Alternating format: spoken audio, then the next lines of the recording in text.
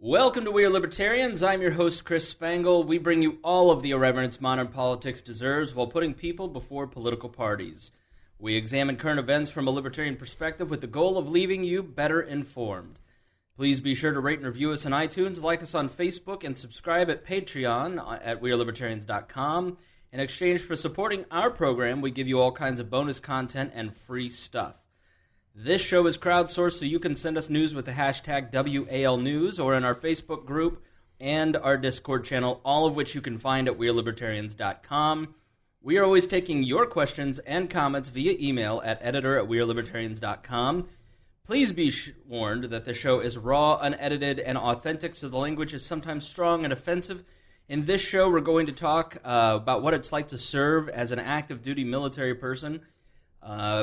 And we're going to talk a little bit about Facebook, Google, Twitter, and everything that's happening on those platforms. And joining me for this episode, we're on a remote broadcast. We're not back at the Wall compound. We're at DK New Media Studios in downtown Indianapolis with my good friend Doug Karr. Doug, how are you doing? I love having you out here. Yeah, it's so much fun to talk to Doug. Doug's one of the preeminent digital marketing guys in the entire country. Oh, geez. I know. Setting expectations high there. Real high. And then up in my rates right now. And also joining us is George, and George is not his real name, and we're not live streaming tonight just so we can protect George's identity because of various reasons. But to protect his identity means you're going to get more accurate information. So to all of my Patreon subscribers at $10 a month and up, please forgive me that we're not live streaming. I'm sure it will be worth it. So a lot of pressure on you, George. Apparently. No, you've been I met you almost a year ago at the state convention. Yeah, the state convention. I saved an open seat at my table, just waited for you to walk in. You happened to. Nice. And I sat down, and he goes, "Hi, I'm George. I've listened to every single one of your episodes in the last 4 months, and then your wife wanted to murder me when she found out who I was because I've heard your voice more than I've heard his voice the last 4 months." That's pretty much right. Whenever I find a podcast I like, I start at episode 1 and I just go. Right. I did it with Freakonomics, The Fifth Column, and then also with Wall. That's commitment. That is commitment. Yeah. Now you've got a couple podcasts, Doug. It's growing in numbers. Yeah, I've got like 5 now, so it's getting ridiculous. 5 podcasts. Yeah, that's pretty cool, though. It is cool. I think it's finally great to see the medium kind of take over. And by the way, I mean you're way before I was getting into this, and everybody should know that Chris has been a resource for me, and Brad Shoemaker in town, and Jen Eads, and people that have been podcasting for 10 years. I probably started 5 years ago with a kiddie site, to record me, and so I'm addicted now. Yeah, he's got the Shure microphone. I have a Shure 7MB, Shure 7B, SM7B, SM7. Thank you. And then everybody else has the smaller microphones, but you've got like 6 of the nice microphones. You've got a professional studio with cameras and we're getting there. We've got nice. We've even got a multi-camera live setup now using a company called Switcher Studio, which is pretty awesome. So yeah, we can. And we're starting to get in LED lighting because the lighting in here is really crappy. So yeah, we're getting there. Yeah, it's pretty cool. I mean, it's amazing. Somebody who's into digital marketing, where do you think podcasting fits in the future? I mean, I can tell you, we've talked about this on your show, actually, but like to me, radio has always been the most intimate. Yeah. And podcasting, I think, has a bright future ahead of it. I do, too. I feel like it's I think a lot of people look at podcasting somewhere between text and video, and I think that's a really a terrible way of looking at it. And the reason why is because video has to paint the picture for you. And so you see the story through somebody else's eyes, whereas podcasting, you're listening. And you can hear people's passion, but you get to paint the picture yourself. Right. And I think that's that's really powerful. If you're a good storyteller or a good interviewer, there's nothing like just kind of sitting there with your eyes closed and and listening to a podcast, and painting that picture yourself. George, why do you like podcasts? Well, it's easier to listen to than watching a video or trying to stream YouTube. I can download them at home and then listen to them while I drive.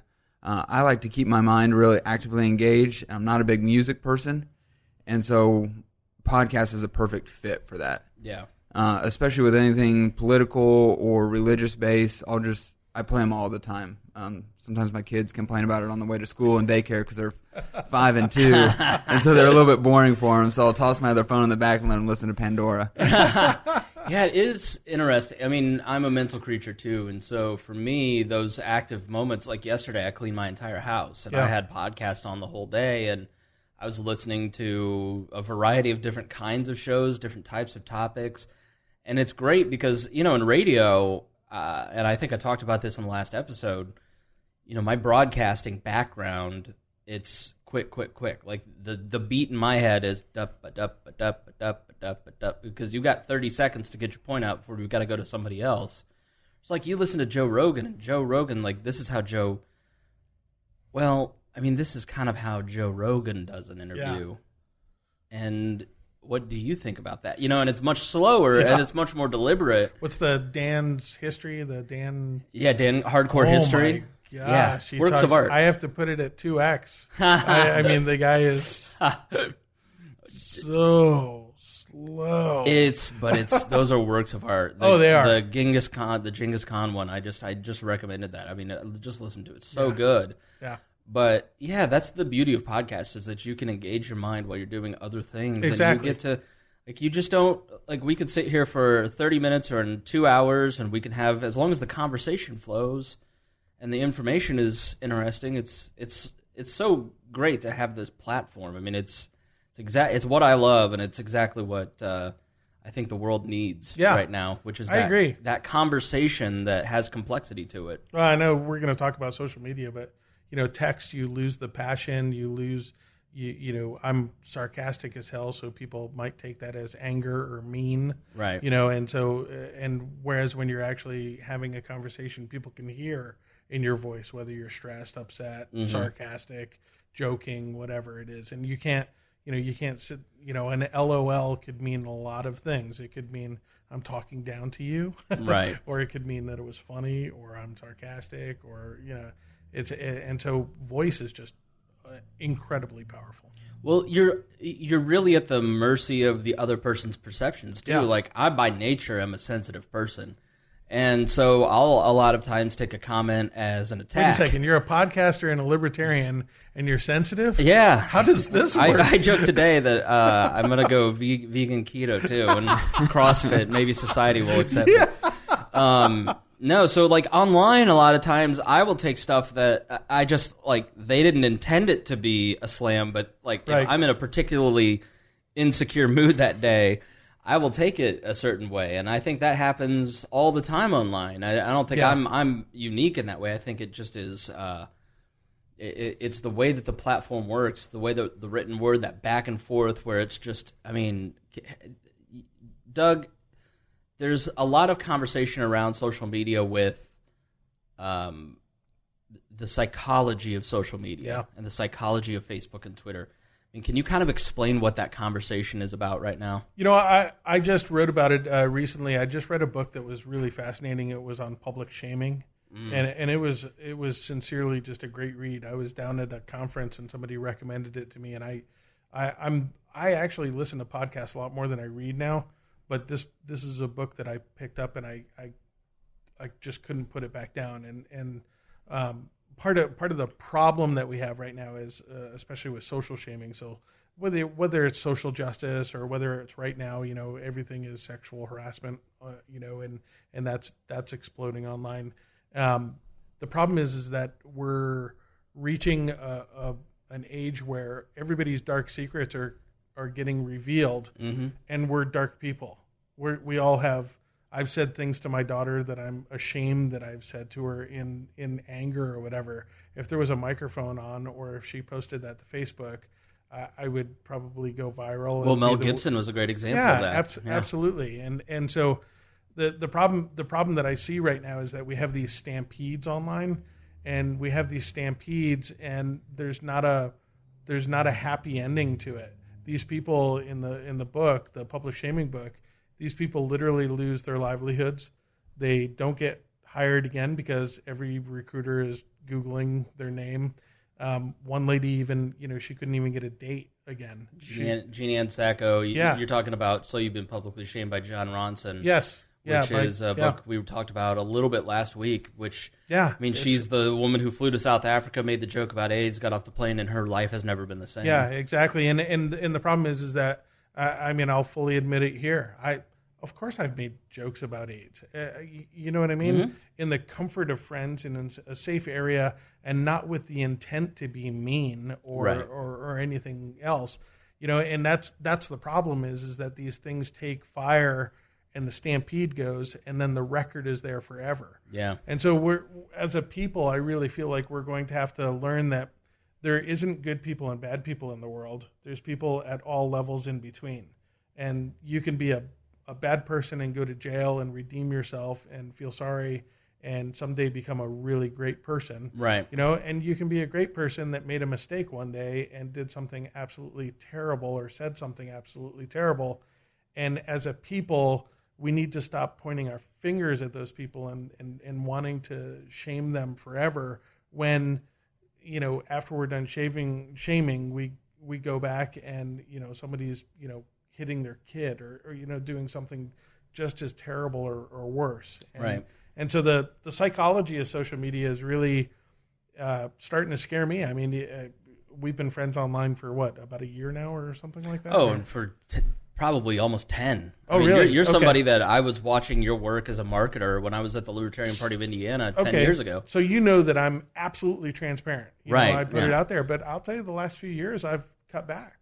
You don't see a lot of political arguments from me online. You don't see a lot. And the reason why is not because I don't want to change people's minds and open them up to new ideas or even debate them, which I love doing. It's because of this aspect of my livelihood is at stake. Yeah. That literally, I know of at least one client that I worked with him with 3 different companies. We got in an argument about the Second Amendment, and I never heard from him again. And we say hi and hello and online, but he's not calling my business anymore. So, wow, right? Yeah, that's a terrible, terrible world we're living in where we can't respect each other's differences. Go ahead. Especially when a lot of this stuff, comments that people made or actions they took during like 18 to 22, and then 15 years later, it gets brought back up and haunts them. Right. It's like, wait a second. When you're 22, you're not even the same person once you turn 30.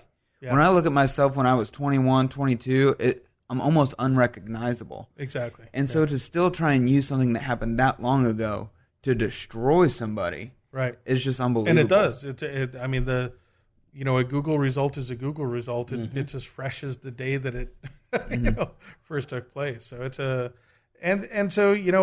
modifying my behavior online, and I think a lot of people should probably do the same thing. You look at somebody like Dakota from the Boss Hog of Liberty, who's 21, who you go back on his Facebook page to when he was 12. And then he's going to, in 10 years, be a completely different. There's 3 versions of himself online. Yeah. And the things that you're trying to work out and like myself, I'm a verbal processor. So like I like to talk, and I like to talk with friends, and Messenger's an easy way to do it. And it's already happened once. It happened a month ago. Somebody who's been in a group chat that I considered a friend, that you're making jokes to try and make your friends laugh, takes the screenshots, put it out of context, and then puts it in a Facebook group to make you look bad. Context and intent are the 2 things that are totally missing from these. Completely. Yeah, I just saw, today, I can't stand the guy, but Al Franken is on the hot seat today. Yeah. Right? And it's because there's a photo of him grabbing a girl's boobs. Grabbing is a strong word. Yeah, like here's the thing. Like it's so Jamie Kilstein. I've recommended this podcast in every one of mine since I've heard it. Jamie Kilstein was the guy who was a progressive, male feminist, liberal podcast host who did Citizen Radio, who went on Joe Rogan's podcast and talked about how a Jezebel article ruined his entire life and career, and most of it was false. And yes. But he talks about what a dirtbag he was to wake up every day and go on Twitter looking with the mob to destroy the next person. Well, that's my point. Like Al Franken, as much as I can't stand him, he was on a comedy tour with other comedians making jokes. Yeah, so he wasn't in the senator's office. Right. Now he's made his bed and needs to lie in it. He's yelling just like everybody else that nobody that has bad behavior deserves to be a senator. Okay, well, here you go. You're doing it to everybody else. Now you got to eat your own dog food, Right. But it's still taken out of context, and the intent was totally different. Yeah, so Leanne Tweeden, who is on McIntyre in the Morning, a radio show, and former FHM Maxim model, very pretty woman. She was a sports reporter at the time on a USO tour with Al Franken, and they were doing a skit, and he wrote a part in the skit where he kissed her, and backstage he basically forced a kiss on her when she kept saying, "No, I don't want to kiss you." Held the back of her head and forced a kiss on her. That absolutely is out of bounds and inappropriate. Totally wrong. Her boyfriend, now husband, was on the tour with them. He was in the military. Then there was a photo that she posted on this article where it appears he's grabbing her breast, her breastular area, and breastplate. But she's wearing a protective vest, and there's a shadow behind the hand. Like it's very clear that he does not he's. Oh, it's absolutely clear, but you can't tell if he's touching her or not. Even if he's not touching her, the objectivity of it, right? Right. Treating a woman like an object, absolutely, is clear in it. Absolutely, and that's where I say Al, hey, you know what? You're the one screaming the loudest about this stuff. About the Roy Moore stuff, calling on And Roy Moore, I think, is a little bit different and intense and everything else. But there's no moral equivalency between the two. Not at all. But if you're going to say it's black and white, well, you're on the black side of this one, So my problem with the Franken, I don't think Roy Moore or Al Franken should be in the Senate because of politics. But there isn't, what Roy Moore did was reprehensible. There's just no defending it. And I as I said in the last episode, everybody has this flat thinking online, and there's no complexity to it. So when Al Franken came up today, it's all right, stop. Put your biases aside. Yes, you don't like him. Yeah. And let's look at this from a rational point of view. What he did was wrong. Should he be fired over it? Well, to get rid of a Democratic senator, I'll do anything to fire him, I guess. You know what I mean? But because of politics. But at the end of the day, it's not the same. The right is treating it as if he's the left's Roy Moore, and it's not the same. And people, it's just like red meat, and people have completely left their critical thinking at the door online in the Trump era. And it's now just left or right. It's total. That's it. Black and white pick thinking. Pick a side, right? Right. The thing is, you can say both are wrong. Right. That's the thing that's interesting to me is nobody's. I even commented to you because we went back and forth on it, and I said, "Look, I really don't give a crap if Roy Moore gets kicked out or doesn't get kicked out or whatever. I think, you're a sicko if you were dating 14-year-olds. I don't care if it was 40 years ago. It's really kind of weird, But I also am absolutely just as scared of a media outlet sitting on a story, or the timing of it is just perfect. And they knew it was perfect. They knew, and that's scary to me too, is allegations, binders of women with Mitt Romney, right? I don't think Mitt Romney, I don't even know if he ever took his second set of Mormon underwear off to think about a woman. He probably was. Right? He's probably one of the most honorable men to ever run for the office. Exactly, but they did a perfectly timed allegation which embarrassed him, and I'm just getting tired of that. That's my thing is so that's where I say both sides can be wrong. Is I'm absolutely, if this guy's a nasty like that, good, shoot him, put him in jail. I don't care. But at the same time, we also have to be careful of the setup is just seems to be every single elected official. The setup, whether they're conservative or libertarian, is okay. 30 days before the election, we're going to have the story run that they're a sexist, or they've harassed people or whatever. And I'm growing weary of it. And I think that's what's happening is people are beyond me and growing, and they're to a point where they're just saying, oh, well, this is a setup. It's all fake. It's not like any of this is new. I mean, you have Bob Packwood in 92 eventually getting kicked out in 95, which Bob Packwood, you're old enough to remember Bob Packwood. I was a youngin'. I was in third grade when it came out, but I was politically aware enough to remember how big of a deal it was that the senator got accused, Oregon senator, Republican, got accused by 10 women. I think he was a Republican. And then, Bill Clinton was Bob Packwood was a big deal because it was it just was so morally incomprehensible to the greatest generation that somebody would act like that. Not only that, but they were, there was a strong Christian right at the time, which was pushing their moral superiority. Mm-hmm. And so in the light of Clinton, they were higher on the ladder. They had a longer distance to fall. Yeah, and I, with Clinton, I thought the Clinton Lewinsky thing was probably the biggest mistake that the Republicans have literally made in politics, because it was like an alligator. It was a Pandora's box. They knew it was personal and they didn't care. They lost elections afterwards. They didn't care. It was all about being vindictive. Was the guy a creepo? Yes, he absolutely was.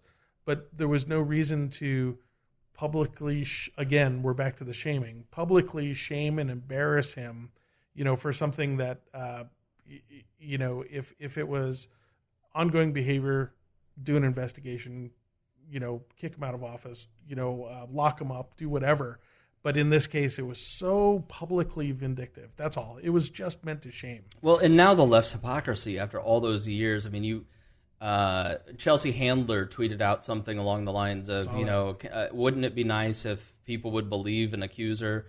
And Juanita Broderick tweeted back, yes, it would be. Oh, there's somebody did a beautiful tweet. It was amazing. There's somebody who's very credible and that the left never took seriously. And now it's a scary time because everybody is one tweet away from every single person that has done something. I mean, we're kind of in a panopticon. If you know what a panopticon is, it's when it was this puritanical American jail, I think in Pennsylvania, where basically it was a circle, and inside, on the outside of the circle, you had these little windows where it was like a two-way mirror, and the prisoners never knew if they were being watched or not. But the idea that they were constantly being watched made most of the people in there insane, and it was ruled unjust and cruel and unusual, and so it was shut down. But we're really in a panopticon.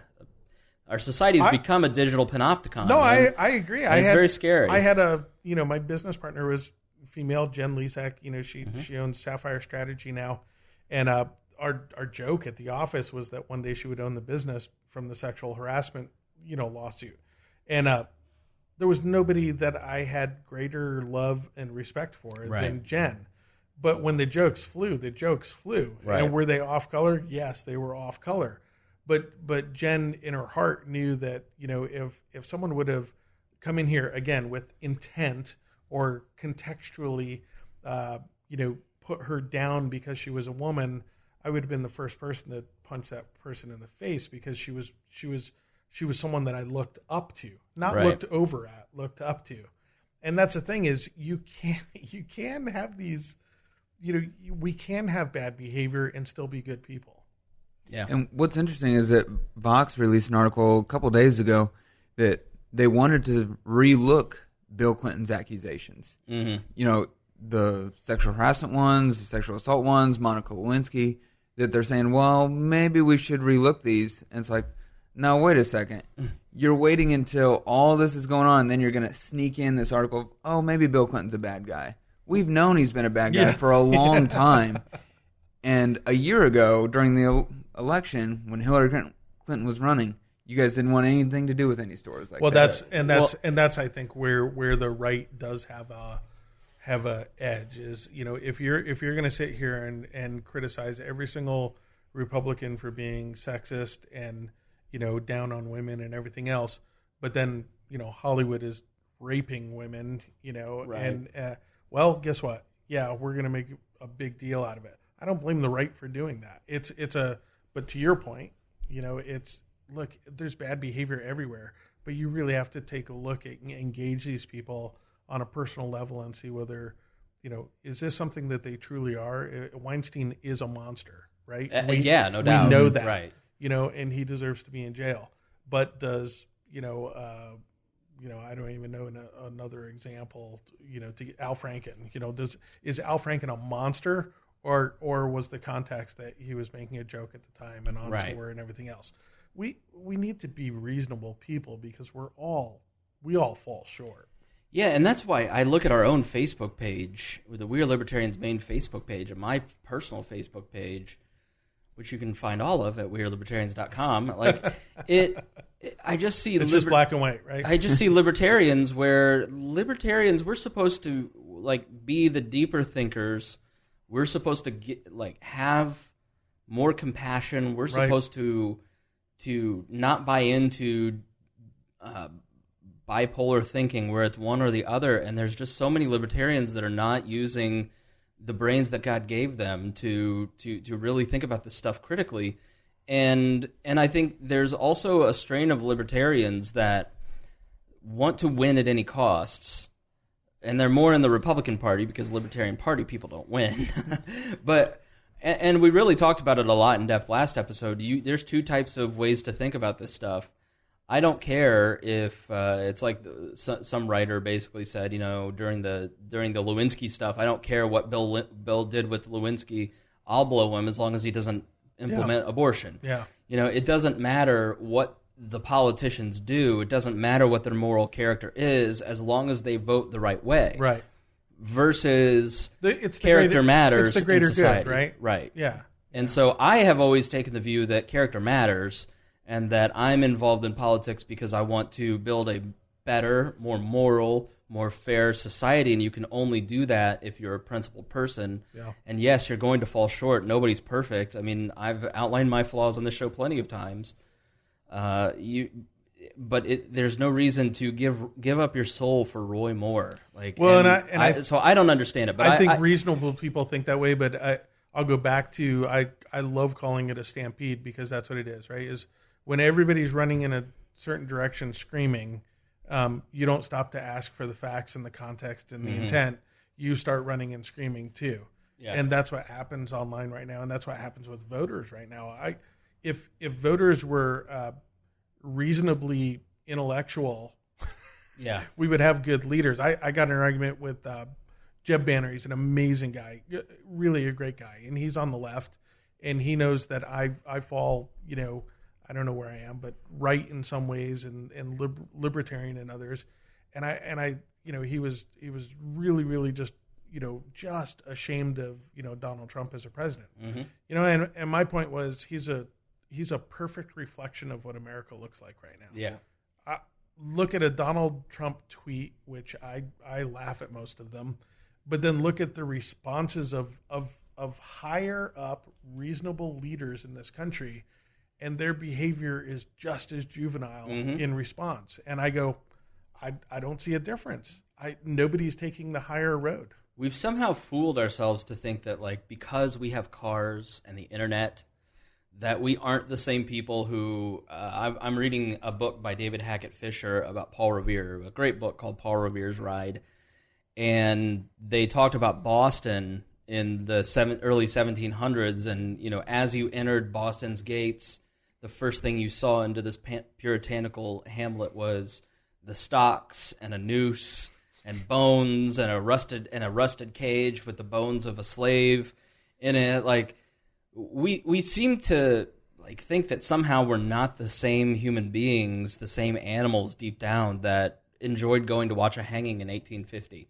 Yeah. We're not that much more evolved, guys. The Better Angels of Our Nature by Pinkett talking about the decline in violence and why it's happening, that's all still well and good, but like we still are the same complex animals of hierarchy. And I think part of what happens, like you look at Kevin Spacey, everybody looked at the Kevin Spacey story and went, that's wrong. Yeah. And the Kevin Spacey story is the exact same as the Roy Moore story. Yeah. But because the element of politics was involved in it, a politicization happened where half the aisle went, well, we're not going to defend him, but hold on a minute there, I'm going to defend him. And the other half, I'm not going to read the article. Like, neither side seemed to read the article. And if you read the article, it's pretty clear, like, this is gross and as bad as Kevin Spacey, if you're thinking in moral terms. But if you're looking at it in political terms, well, then you're David Horowitz, where I don't care if he raped kids. Like, he's not going to vote for abortion. Yeah. So who cares what the moral of the person is, which is so bizarre for a bizarre argument for the right to make based on the last 30 years. Yeah. Yeah, and during the 2016 election, I engaged specifically 3 different evangelical Christians who were planning on voting for Trump. I talked my dad out of voting for Trump twice because he was not wanting to, but was going to just out of a vote against Hillary. When I explained, and to the other 2 as well, but it didn't work, is when you walk into that ballot box, there's not an option of not Hillary. When you press that button, it is, I support Donald Trump. Right. And with that comes everything with Trump. Yeah. I disagree. All right. And I would also tell him that a vote for Donald Trump says that we don't care about character, we care about politics. Right. No, I disagree, and I respectfully, but there is the lesser evil, and this is absolutely, I got to speak at the Libertarian Party recently, and this is a problem that I see with libertarians, and honestly, I'm just being honest. And I'm not saying it's a flaw. It's a difference in my thinking and libertarians is that libertarians are genuinely righteous. I think good, like you said, they evaluate things logically and everything else. When the country is sliding into mayhem and death and destruction, I'm just not going to help accelerate it. If I can slow it down, still heading in the wrong direction, I'm going to try to slow it down, even if it's still heading in the wrong direction. And that's my personal thing. So I did vote for Donald Trump, not wanting Donald Trump as president, but not wanting the acceleration that I was seeing that was going to come with Hillary Clinton. And what was the value choice that you made? So I voted for Gary Johnson. My dad wouldn't support Gary Johnson because of abortion, but he voted for the Constitution candidate, Darrell Castle, I believe. Yeah, Darrell Castle. And so he one of the things that, as we talked about it, is that, the lesser of 2 evils is still evil. Yes. And a vote communicates something. So as off-party, minor party candidates gain votes, that communicates to the major parties, those choices are not acceptable. And so even if we knew Gary Johnson was not going to win the election, those votes communicated to the Republican and Democratic parties, your candidates are unacceptable. And so I even supported that, as long as we continue to vote for the lesser of 2 evils, we're only going to have 2 evil choices. Yeah. Right. But I look at it and I go, those are the only choices we had, right? That's I don't disagree with you, and the thing is, I totally respect that. I absolutely respect that. I just have a different take on it. So I'm trying to look up who the Libertarian, because there is a Libertarian candidate in the Alabama race, and I would be remiss as a reporter on the Libertarian movement if I didn't mention Ron Bishop, who is a write-in candidate. He's an IT professional who lives in Irondale. He declared himself as a write-in on September 30th. And he says, the 2 choices that we have now don't conform to what I think America needs to be. I'm hoping to give voters a third option. Bishop is 50, making his second run for office, running as a county commissioner. And the way it's kind of going right now, everybody's getting out and voting. They're not voting for the establishment. They're voting for your typical politicians. And these guys are definitely politicians. So Ron Bishop, and there's a meme floating around with this guy. And I didn't post the meme because I don't like the meme because it's like under the sexual assault, like it's like a chart of the three. And under sexual assault for Doug Jones, the Democrat, they put a question mark. And I just felt like that was unfair. And so like even memes that I feel are unfair, I won't share. But yeah, I think it is. And that's like if you've heard taxation is theft, if you go to wearelibertarians.com and you look up the path to libertarianism, that is something that I put together several years ago, which I think is just a very quick guide to the basic foundational principles of what libertarians believe. These three big ideas that, with some videos and text that kind of walk you through the basics in a different way that you're not going to hear in other places, because it talks about moral evaluations as opposed to I'm against government. Yeah. And I think in so many ways the libertarian movement have gotten so obsessed with the government being the ills, the root of all evil, that they've forgotten the other wing of the airplane, which is you have to be a good person to live in a libertarian society. Yeah. Like, yeah, there's going to be bad actors, but we have to value giving. We have to value charity. We have to value all these different good qualities.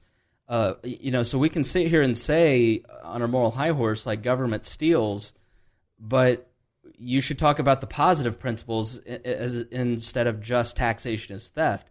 Like it really comes down to what are your personal values. Like I would never, Doug has a very nice iPhone case. I would never steal his iPhone case because I like it. Right. It's not fair for me to ask George to steal Doug's iPhone case. It's not right for all the people in this building to vote on me taking Doug's iPhone case. Yeah. So like if it's not right on an interpersonal basis, then it's not right on a societal basis. That doesn't reflect my personal values. And that's why I support moving society in a libertarian direction. So I certainly see your point of view, Doug, where you go, listen, we can't have Hillary Clinton. And in some ways, you're absolutely right. Like, if you had Hillary Clinton in office during the Texas shooting, she would have used that moment to further move this country towards confiscation of guns and eroding the Second Amendment. But I think George's point is also valid in that you can't build a libertarian society and move us towards a libertarian society without some base level of morals. Yeah. And that's what I think society's grappling with right now. I do think that there are people who just want to use it for political purposes because it feels good. It feels good when you open up your Twitter and you've got 72 likes on a tweet that's against a politician, and it's like cheap heat. Like, it's like there's a wrestling concept called cheap heat, where basically you walk out. It's not because you made a great slam. It's not because you were good on mic work. It's that you walked out and you're like, how great is New York City? Ah! Like, that's cheap heat. Yeah. And there's so many people who just, like, politics is easy cheap heat to get likes. And every time you get those likes, it's that serotonin hit in your brain. And it gets addicting. And I'll tell you, like, I'm really trying hard to put my phone down and not get on social media and unfollow my posts. And same here. Then go back and thoughtfully respond to things. I see a shooting and I wait 3 days. Yeah. I just go away. Because I don't want to be part of that stampede. It's like I didn't even post. I think Wall posted about Al Franken, but I didn't personally post because it's just like, you know what? After the Roy Moore thing, I had so many people. Like, I lost respect for so many friends. I unfriended like half a dozen people. Like, I just don't want to do it. Thanks for not unfriending. Yeah, I didn't unfriend you. I don't. I know you're shit posting. Like, I know already that Doug Karr is shit posting. You actually brought up a good point that I want to kind of parallel to you on that, and that's that I was on another podcast and I was just talking about this because the same thing happens with business versus government, right? And that's that we sit there and we say, why is government in charge of healthcare? Why healthcare sucks? This is ridiculous. This is unconstitutional. Everything else, but at the same time, employers are cutting employee hours down to 28 so that they can get by with not giving them benefits. They've cut we used to have, when I worked at the shipyards when I got out of the Navy, whoa, wow, that was a long time ago. But we had a hospital in the shipyards. Like I could bring my family during work hours, and go get my family treated for free in there, and that was just part of the benefit, of working at the shipyards.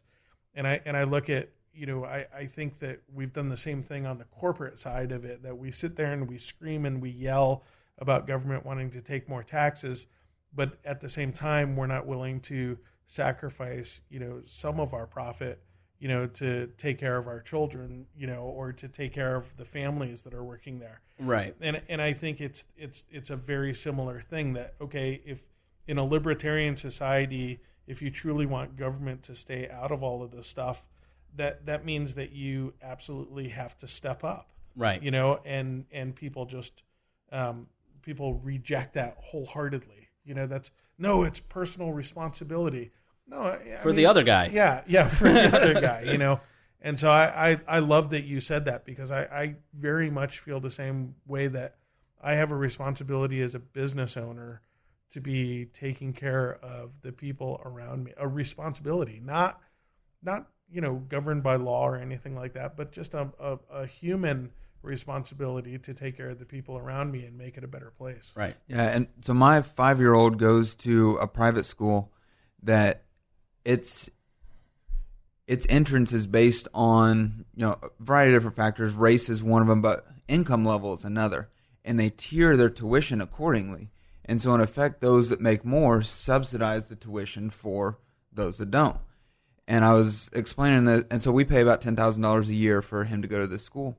And so I was explaining this to a work colleague today, and he made a joke about socialism. I said, but here's the thing. And he outranks me too, but that was fine because I was willing to engage him on this. I said, here's the thing. We're choosing it. Exactly. It's not coerced. Exactly. Socialism is if somebody made me do it. Right. But we like the school. We like the environment he's in. We like that exposure to people of lower income levels. Where we live is mostly white.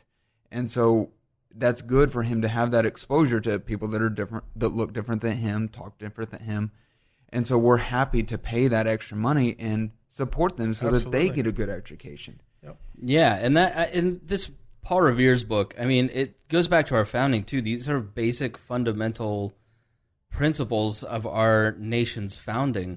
And they talk about how Paul Revere in this town, he was one of the only mechanics, quote unquote, working men who was allowed in these upper crust, higher society, Does that mean groups. that he was revered? He was revered, yeah. And I want to read this passage because I think it speaks to what we're talking about. We misunderstand Paul Revere's revolutionary thinking if we identify it with our modern ideas of individual freedom and tolerance that later spread through the world.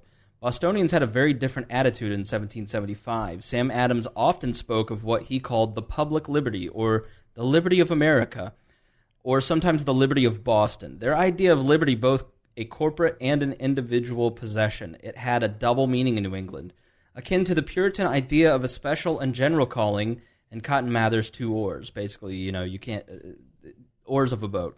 It referred not only to the autonomy of each person's rights, but also the integrity of the group, and especially to the responsibility of a people to regulate their own affairs.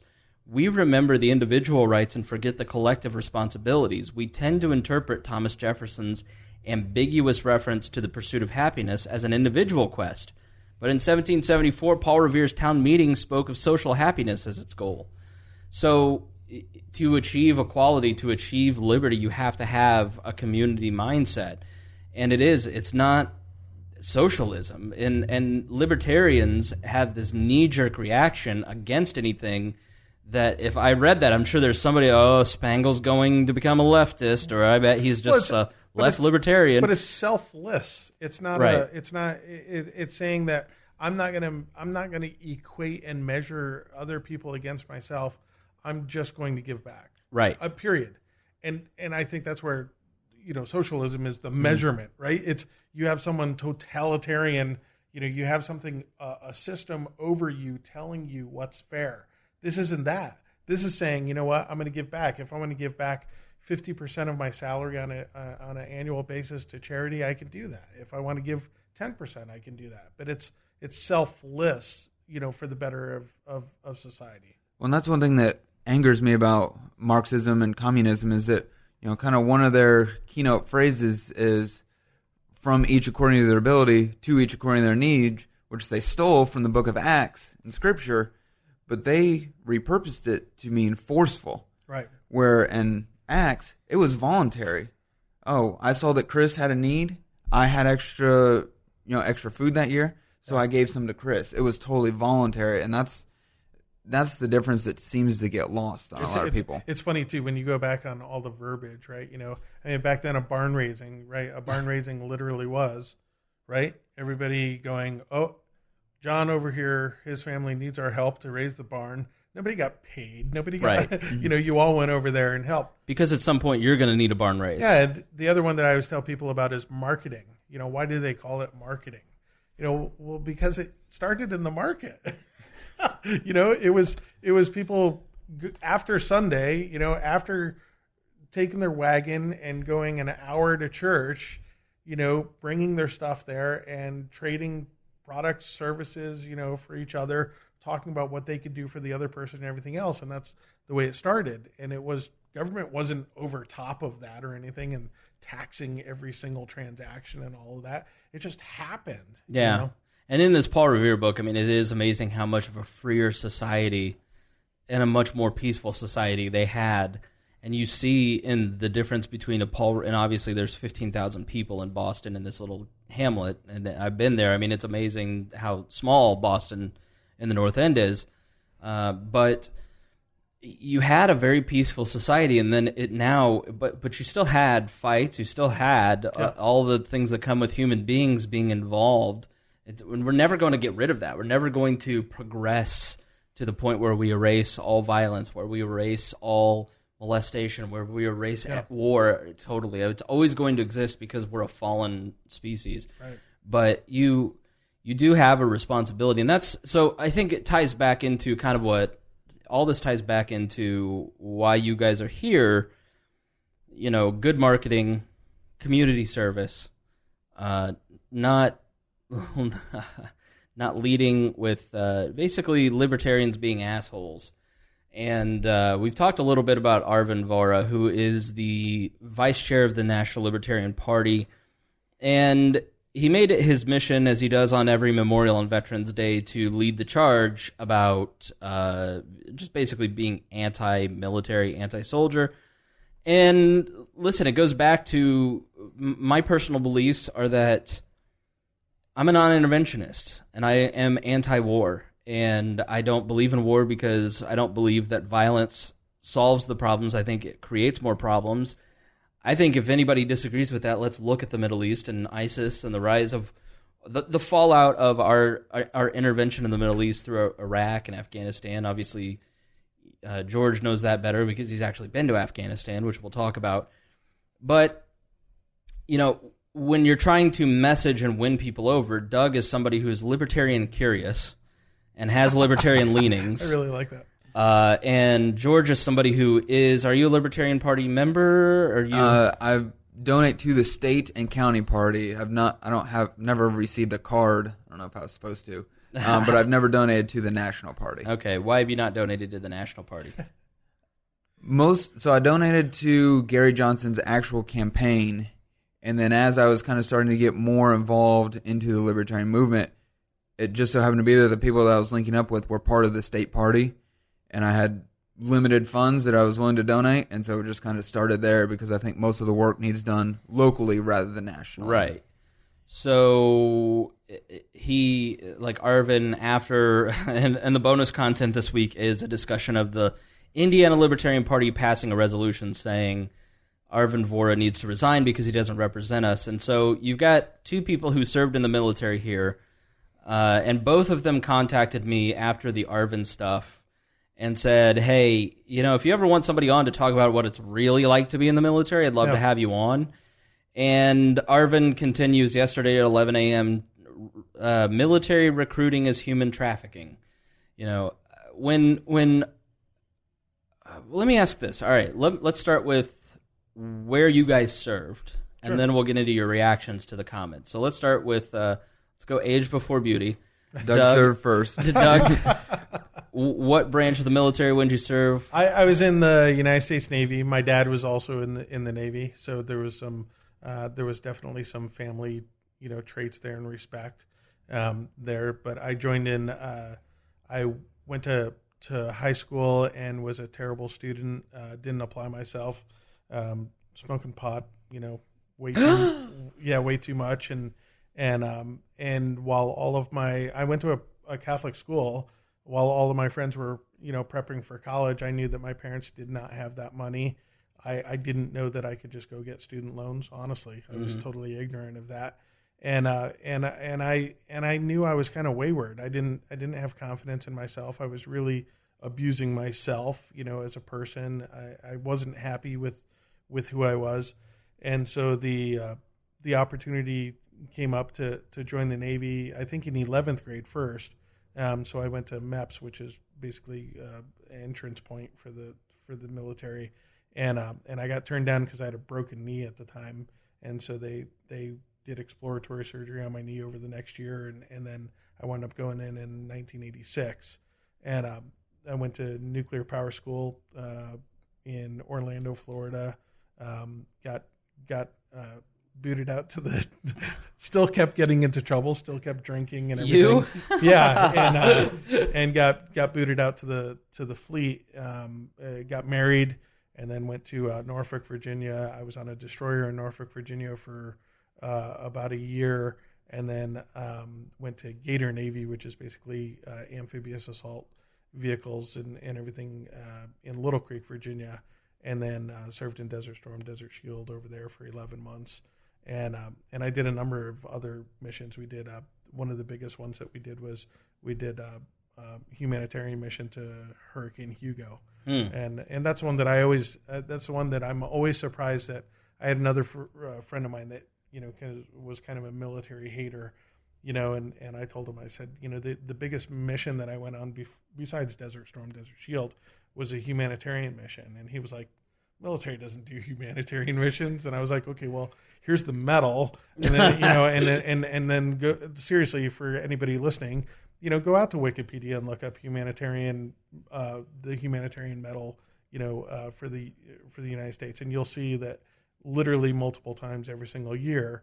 And in that year, it was Hurricane Hugo had destroyed Puerto Rico, literally leveled it, and was heading towards Norfolk. And I packed up my sea bag and left my family in Norfolk. Is that code or? Yeah. But left my family in Norfolk to jump on a ship to bring, water, water cleansers, whatever you want to call them, down to Hurricane Hugo. We actually went through Hurricane Hugo. I had a huge crack in the ship as we were going through. Was wondering whether we were going to actually make it or not. And then went down there and spent, I don't know, it was a few weeks at least helping, set up equipment and everything down there. And it was, that was one mission. There was another mission where we served with, I don't know who they were. It was one of the Bahamas or something, but it was, this is how ignorant I am, but it was French speaking black Haitians? Maybe it was Creole? Haitian. Yeah, was it? Okay, so that's how ignorant I am. But that was a training mission that we went on down there. We were always either, obviously training, but it was always doing, every single day of my time in the military was training people below me how to be men, people above me training me how to be a man, and how to take care. How did that work out? How to take care. It did, right? I mean, the God's honest truth. I got out of the Navy because my ex-wife was. By the time I got out of the Navy, this is my final statement that I tell everybody. My last notice was a Red Cross message that I was in Israel, and it was back then it was telegram, literally, right? It was a radio message, and it said, "Wife overdosed at local hospital, son with friends." Oh, and wow. So my son was, I think he was about 1.5 years, 2 years old at the time. My wife had OD'd on the couch, And for 3 days, I think my son was like eating Cheerios out of a box or whatever. Oh my gosh! And so somebody came, found her, and everything else. And so I flew back stateside, and she went to rehab. But eventually it led to a divorce, and I became a single father of my kids. So here I sit at 49 years old, single father to 2 incredible kids. I mean, my son has a PhD in math, the first PhD in our entire lineage. Y'all kid, he's a Young Americans for Liberty He kid. is, I met him before I met you. Yeah, he was president, I think, of Young Americans for Liberty out in University, Illinois. My daughter graduated, got her degree, so I never got my degree. So I have 2 kids that have degrees, 2 kids that have incredible jobs. I'm not, a raging alcoholic. I have a successful business down here, in Indianapolis. I mentor tons of people. Every single year we send a huge amount of our money goes to charity in Romania to support 3 safe houses to save women from human trafficking. That's what the military did. It built my character and gave me the confidence, the trade ability, everything else to not just, obviously be willing to go to war, Desert Storm, Desert Shield, when you look back at them, it was easy, but when you were heading to them, it wasn't looking that good. Yeah, no, I tell the story all the time. I turned 18 on September 9th, 2001. Yeah. I filed my selective service September 10th, 2001. Yeah. And then 9/11 happened the next day, and I was shitting my pants. Yeah. I was terrified, but I was way too fat for the military. And there was no way they were ever going to take me. And when I got my 4F card, I was so happy. Yeah. Go ahead. It was the rigor and discipline that I needed. And I, if you say, like the other thing that a lot of these folks say is, well, it's a welfare program. It's a welfare program. It's so offensive because I busted my ass. When most of the time that we were on the ship out at sea, it was 6 on, 6 off, which is basically 6 hours on, 6 hours off. So 12 hours a day, you're working, Right. Not sitting around waiting for a chow. You're literally working. And then all of the other side of it is all of the ports that we went to, Rhoda, Spain, Israel, everything. We always went out and we had disciplinary, requirements when we went out. We had, people telling us what was bad to do in that town, how to treat people, everything else, because we were representing the United States in that city, or country. And so that's the other side of it that I think people miss is the original idea behind the U.S. Navy wasn't to show our might. The original was to sail ships around the world and show what kind of people we were. Mm. And that's the thing is it's easy to hate people that you don't understand. Right. And so having a military presence in whatever 94 countries, I think now, or something like that, and having ships all over the world, what you fail to understand is that I've been spit on once in my life for being an American, and it was when I was in Paris way after the Navy, But when I was in the Navy, that's because you're just being yourself. Or? I was actually in a really, really deep Islamic section of town, and I didn't realize it.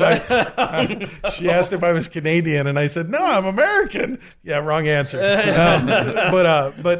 But those are the other things. Is I think it's really important, whether it's the Peace Corps, whether it's religious charities, whether it's the military. It is absolutely essential for us to be all over the world helping people so that they realize what an incredible country we are. If we just retreated and I agree with you totally on the war side and intervention side from a war standpoint. But that's the primary purpose of a defense is a defense, not an offense, right?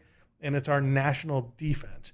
And part of that defense is absolutely showing our power, but also showing, the good of what our country can do to help others.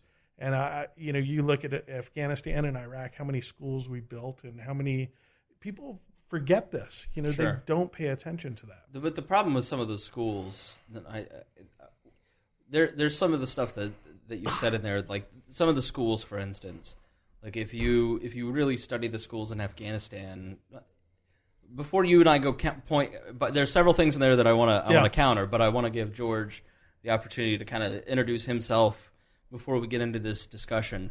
So George, what's your age range? Like, are you late 20s, early 30s? So between late 20s and early 30s. All right, and so we're around the same age. When did you join? So I joined a little over 10 years ago when I was still in high school. Joined the Guard, have been in the Guard my whole time.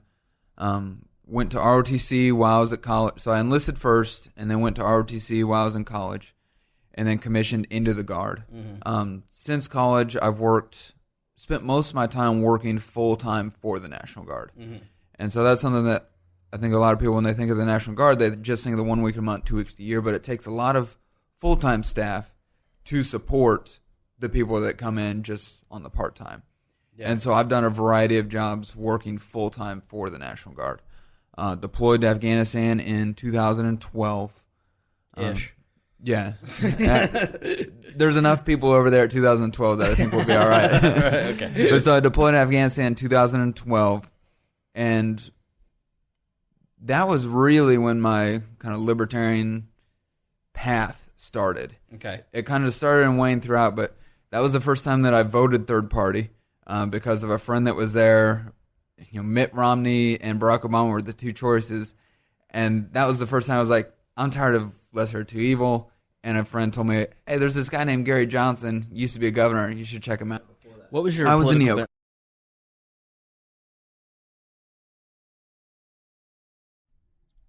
Hey, loud noise for... All right. All right. What was your ideological bent before that? So I was definitely a neocon.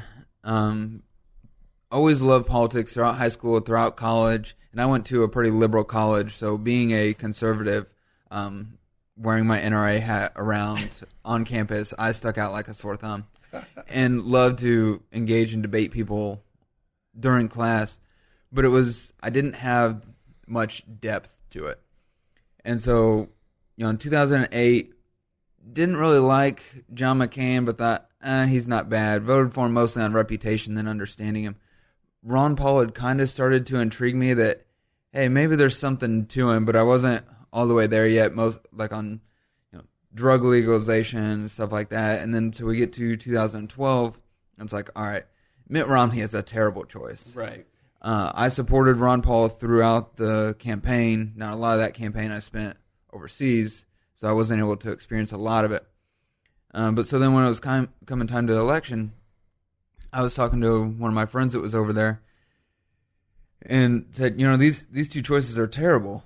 You know, I'd rather not vote than vote for one of these two, Mitt Romney and Barack Obama. And he said, hey, there's this guy named Gary Johnson who was a governor out in New Mexico. You should check him out. And so I voted for him then, and then that really kind of started my path towards looking at the Libertarian Party and looking at third parties. So what was it about Mitt Romney that you just didn't like?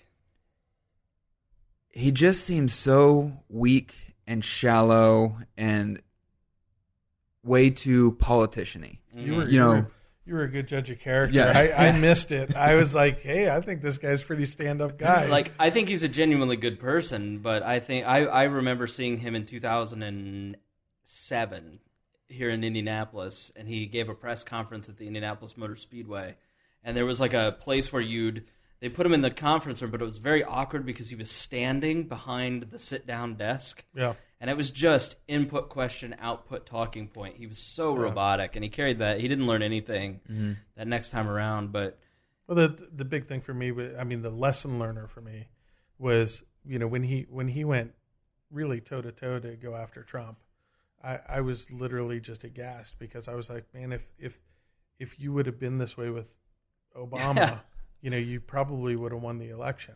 The fact that you're more offended, at this dumbass, right? Than than the guy that literally dragged the country into socialism. Like, Yeah, he's thinking about running for Senate in Utah because Orrin Hatch may retire. So tell us. So you were in the Guard and you were over in Afghanistan, and that was when you started to really develop libertarian leanings. What was it about being in Afghanistan that kind of started to lead you down that path? So there were a couple different things. One, probably the biggest one, was a book that I read that I can't recommend to people enough about counterinsurgency. It's called Who Will Teach the Wisdom by Timothy Bax, B-A-X.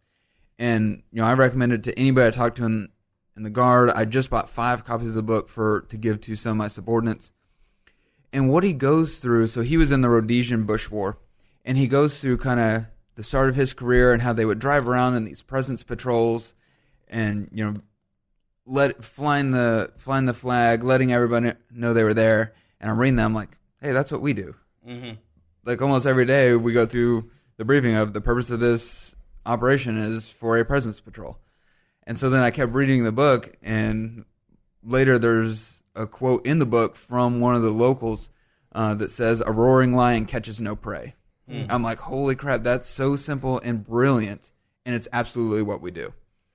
And so in reading through that book, you see the progression of the way they handle that insurgency is that they integrated themselves more with the locals. They started setting up, just these small teams that were watching the villages, figuring out where the insurgents were, and then they would kill them. Then they started disguising themselves as insurgents and killing the insurgents. But then later, where it finally got its big development, is a quote where one of the locals says, "When a man kills a snake, all the other snakes just rise up and hate that man. When a snake kills a snake, the snakes become afraid of that snake." And what he meant by that was, as long as an outsider was the one killing the insurgents, it was never going to stop. Mm. It had to be them that stopped it. And so I'm just sitting here looking at what we're doing over there. I'm like, oh my gosh, we are doing the same stuff they started doing and realized failed 40 years before this. Right. And we've still just been executing that same strategy. We still are. I mean, that's right. The SEALs were doing presence work and then all of a sudden decided to go and you go and you look at the CNN actually went to the village where the Navy SEALs were killed in Niger. And you look at this village and you just go, really? Like, what this just dump in the middle of nowhere, like, no offense, I'm sorry I'm being culturally insensitive here, but it's a dump. It is literally the most, like, think of the most sand-laden movie set you can think of. Indiana Jones hung out there with a bunch of snakes in a pit, like, and this is where the terrorist insurgents are launching out. It just, to me, it just something didn't wash in seeing where our soldiers actually were executing these raids. Is why do so many soldiers in Afghanistan and Iraq and active duty over the last 15 years, why have so many of them been attracted to Ron Paul and Gary Johnson? Well, I think that the thing about Ron Paul is that as a military member, I felt that he actually cared about the military. Mm. When he talked about why he wanted to bring us home, he wanted to bring us home because he cared about us and didn't want to keep putting us in harm's way on a fool's errand. Right. And so that was the thing that attracted me most to him. My foreign policy, my thoughts on fighting insurgency were lining up with what he was saying, but he was saying it in such a way that it made you agree with him. It made you want to follow him because he wanted to bring you home because he didn't want you to die and get blown up or shot in this foolish war with these bad tactics. And so that was really what kind of attracted me to him and opened my eyes towards a lot more of libertarianism was here was a guy speaking, courageously against all these neocons on stage. He was the only one willing to say these wars are dumb. And he did it in such a way where he cared more about us than they did. Mm.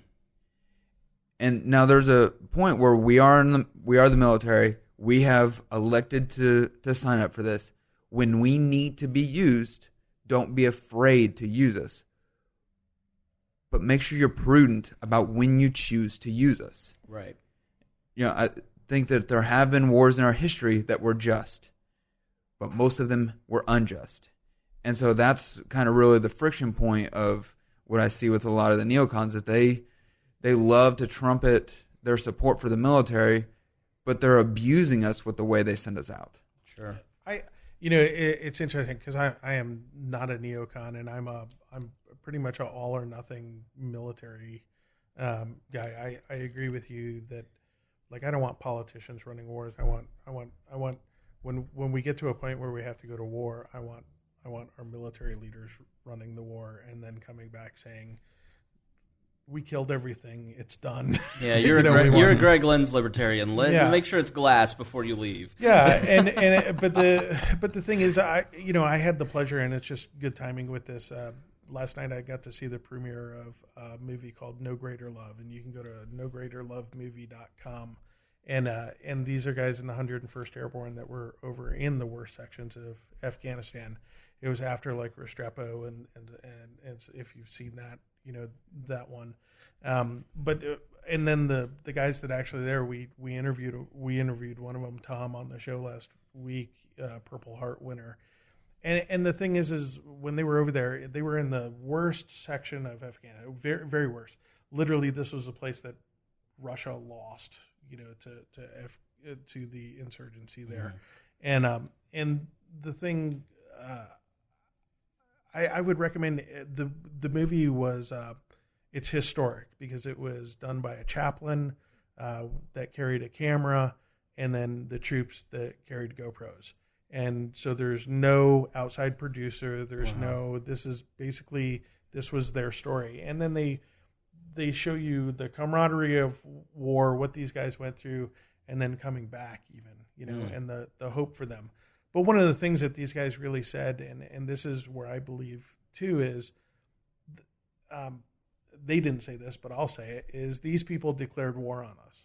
And I don't give a shit about Congress declaring war and who signs a piece of paper or whatever. But when a group of people come together and say, we are declaring war, we're going to rage mayhem on your people wherever we can, whenever we can, anywhere in the world, we're at war. I don't give a shit.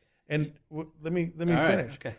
The other part of that, constitutionalist in me wants to punch you right now. Yeah, that's fine. That's fine. This war. The other part of it is that people pretend like the one of the things, and I see this in libertarian chains as well, is somehow we're the cause of this. Somehow our manipulation and our presence in the world and everything else. Like these assholes were killing us from day one. The walls of Montezuma to the shores of Tripoli were fighting Muslims that were taking our people and enslaving them on ships.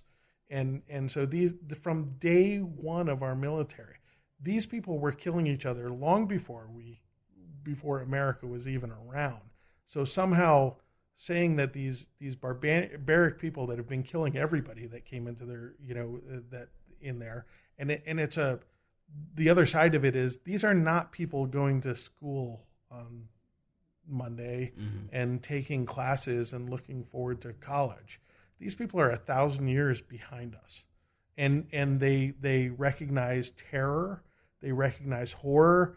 These guys, some of the stuff in the movie that's it's just epic. Is when they came into those cities, because it was outsiders that came into those cities. We weren't fighting the farmers in those places in Afghanistan. We were fighting the insurgency. The first thing the insurgency did was take over a town, hang 5 people, behead them, and hang their bodies up for everybody to see that if you're not with us, we're going to kill you. And these are farmers and farmers' kids and everything else. The second one was that, there's a part in the movie that's fucking horrifying. And that's that, there was a kid and they interview him and he's bawling his eyes out about it. But, there was a burqa, a blue burqa woman walking towards them. They were on watch, locked and loaded, everything.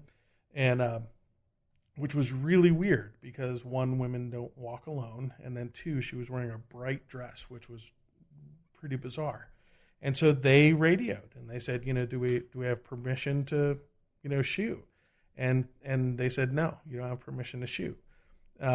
She blew herself up, killed the one guy next to the guy that asked permission to shoot, blew another guy's legs off.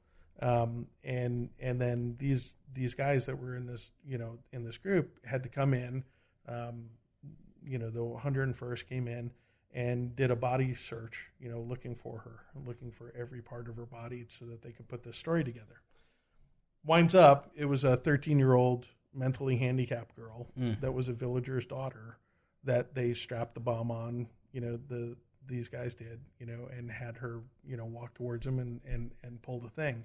And this guy's bawling. He's like, I'm sitting there and I go, I didn't want to kill a woman, but my best friend died, right next to me. And so war isn't this clean, neat little, get your spreadsheet out and let's figure this out. This is a dirty, nasty war with people that are not in uniforms, that are not playing by the rules, that are not playing by the Geneva Convention. So, I just sit there and I just go, it's a fucking disgusting thing that we're in right now. And I, if you ask those guys, someone asked at the end of the movie, they said, should we be over there? And the guy said, they're going to find their way here. We killed them there. Like, if we stop, they're coming. And that's the thing is, not whether we like it or not, they're coming. Yeah, ISIS has actually put out a call now to say stop trying to come to build a caliphate in the Middle East, just stay in your homeland. And that's why you see like the Uzbek terrorist in New York City. Like it's you're going to see more and more of these mass killings with trucks, with whatever they can get their hands on. Well, there's a huge cultural divide. Part of the ignorance of this country is, when I know I pissed off a bunch of my friends when we were, open borders, let the refugees in, and I was like, are you fucking shitting me? Like, this is a culture clash. This is not.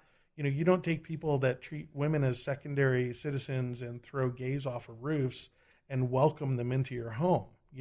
There's a process that needs done, and so we just have this general ignorance that, oh, well, if we were just nicer to the world, they wouldn't hate us so much. No, sorry. George, rebut all that. So that's something that I think is used, or that we hear a lot of. It's either fight them over there or fight them over here, but that's a false choice. I think there are more options than that than, mass occupation over there across the entire Middle East, or deal with more terrorists here, because I think that it removes some of the cause of why are we their target. Yeah, I'm not for mass occupation either, though. And so now, what is the most effective way to deal with terrorism? I don't know, but I know that the way we're doing it is not working. But but that's assuming that there is a way that will work. Work in totality? No, because we're a fallen, humanity is fallen. Right.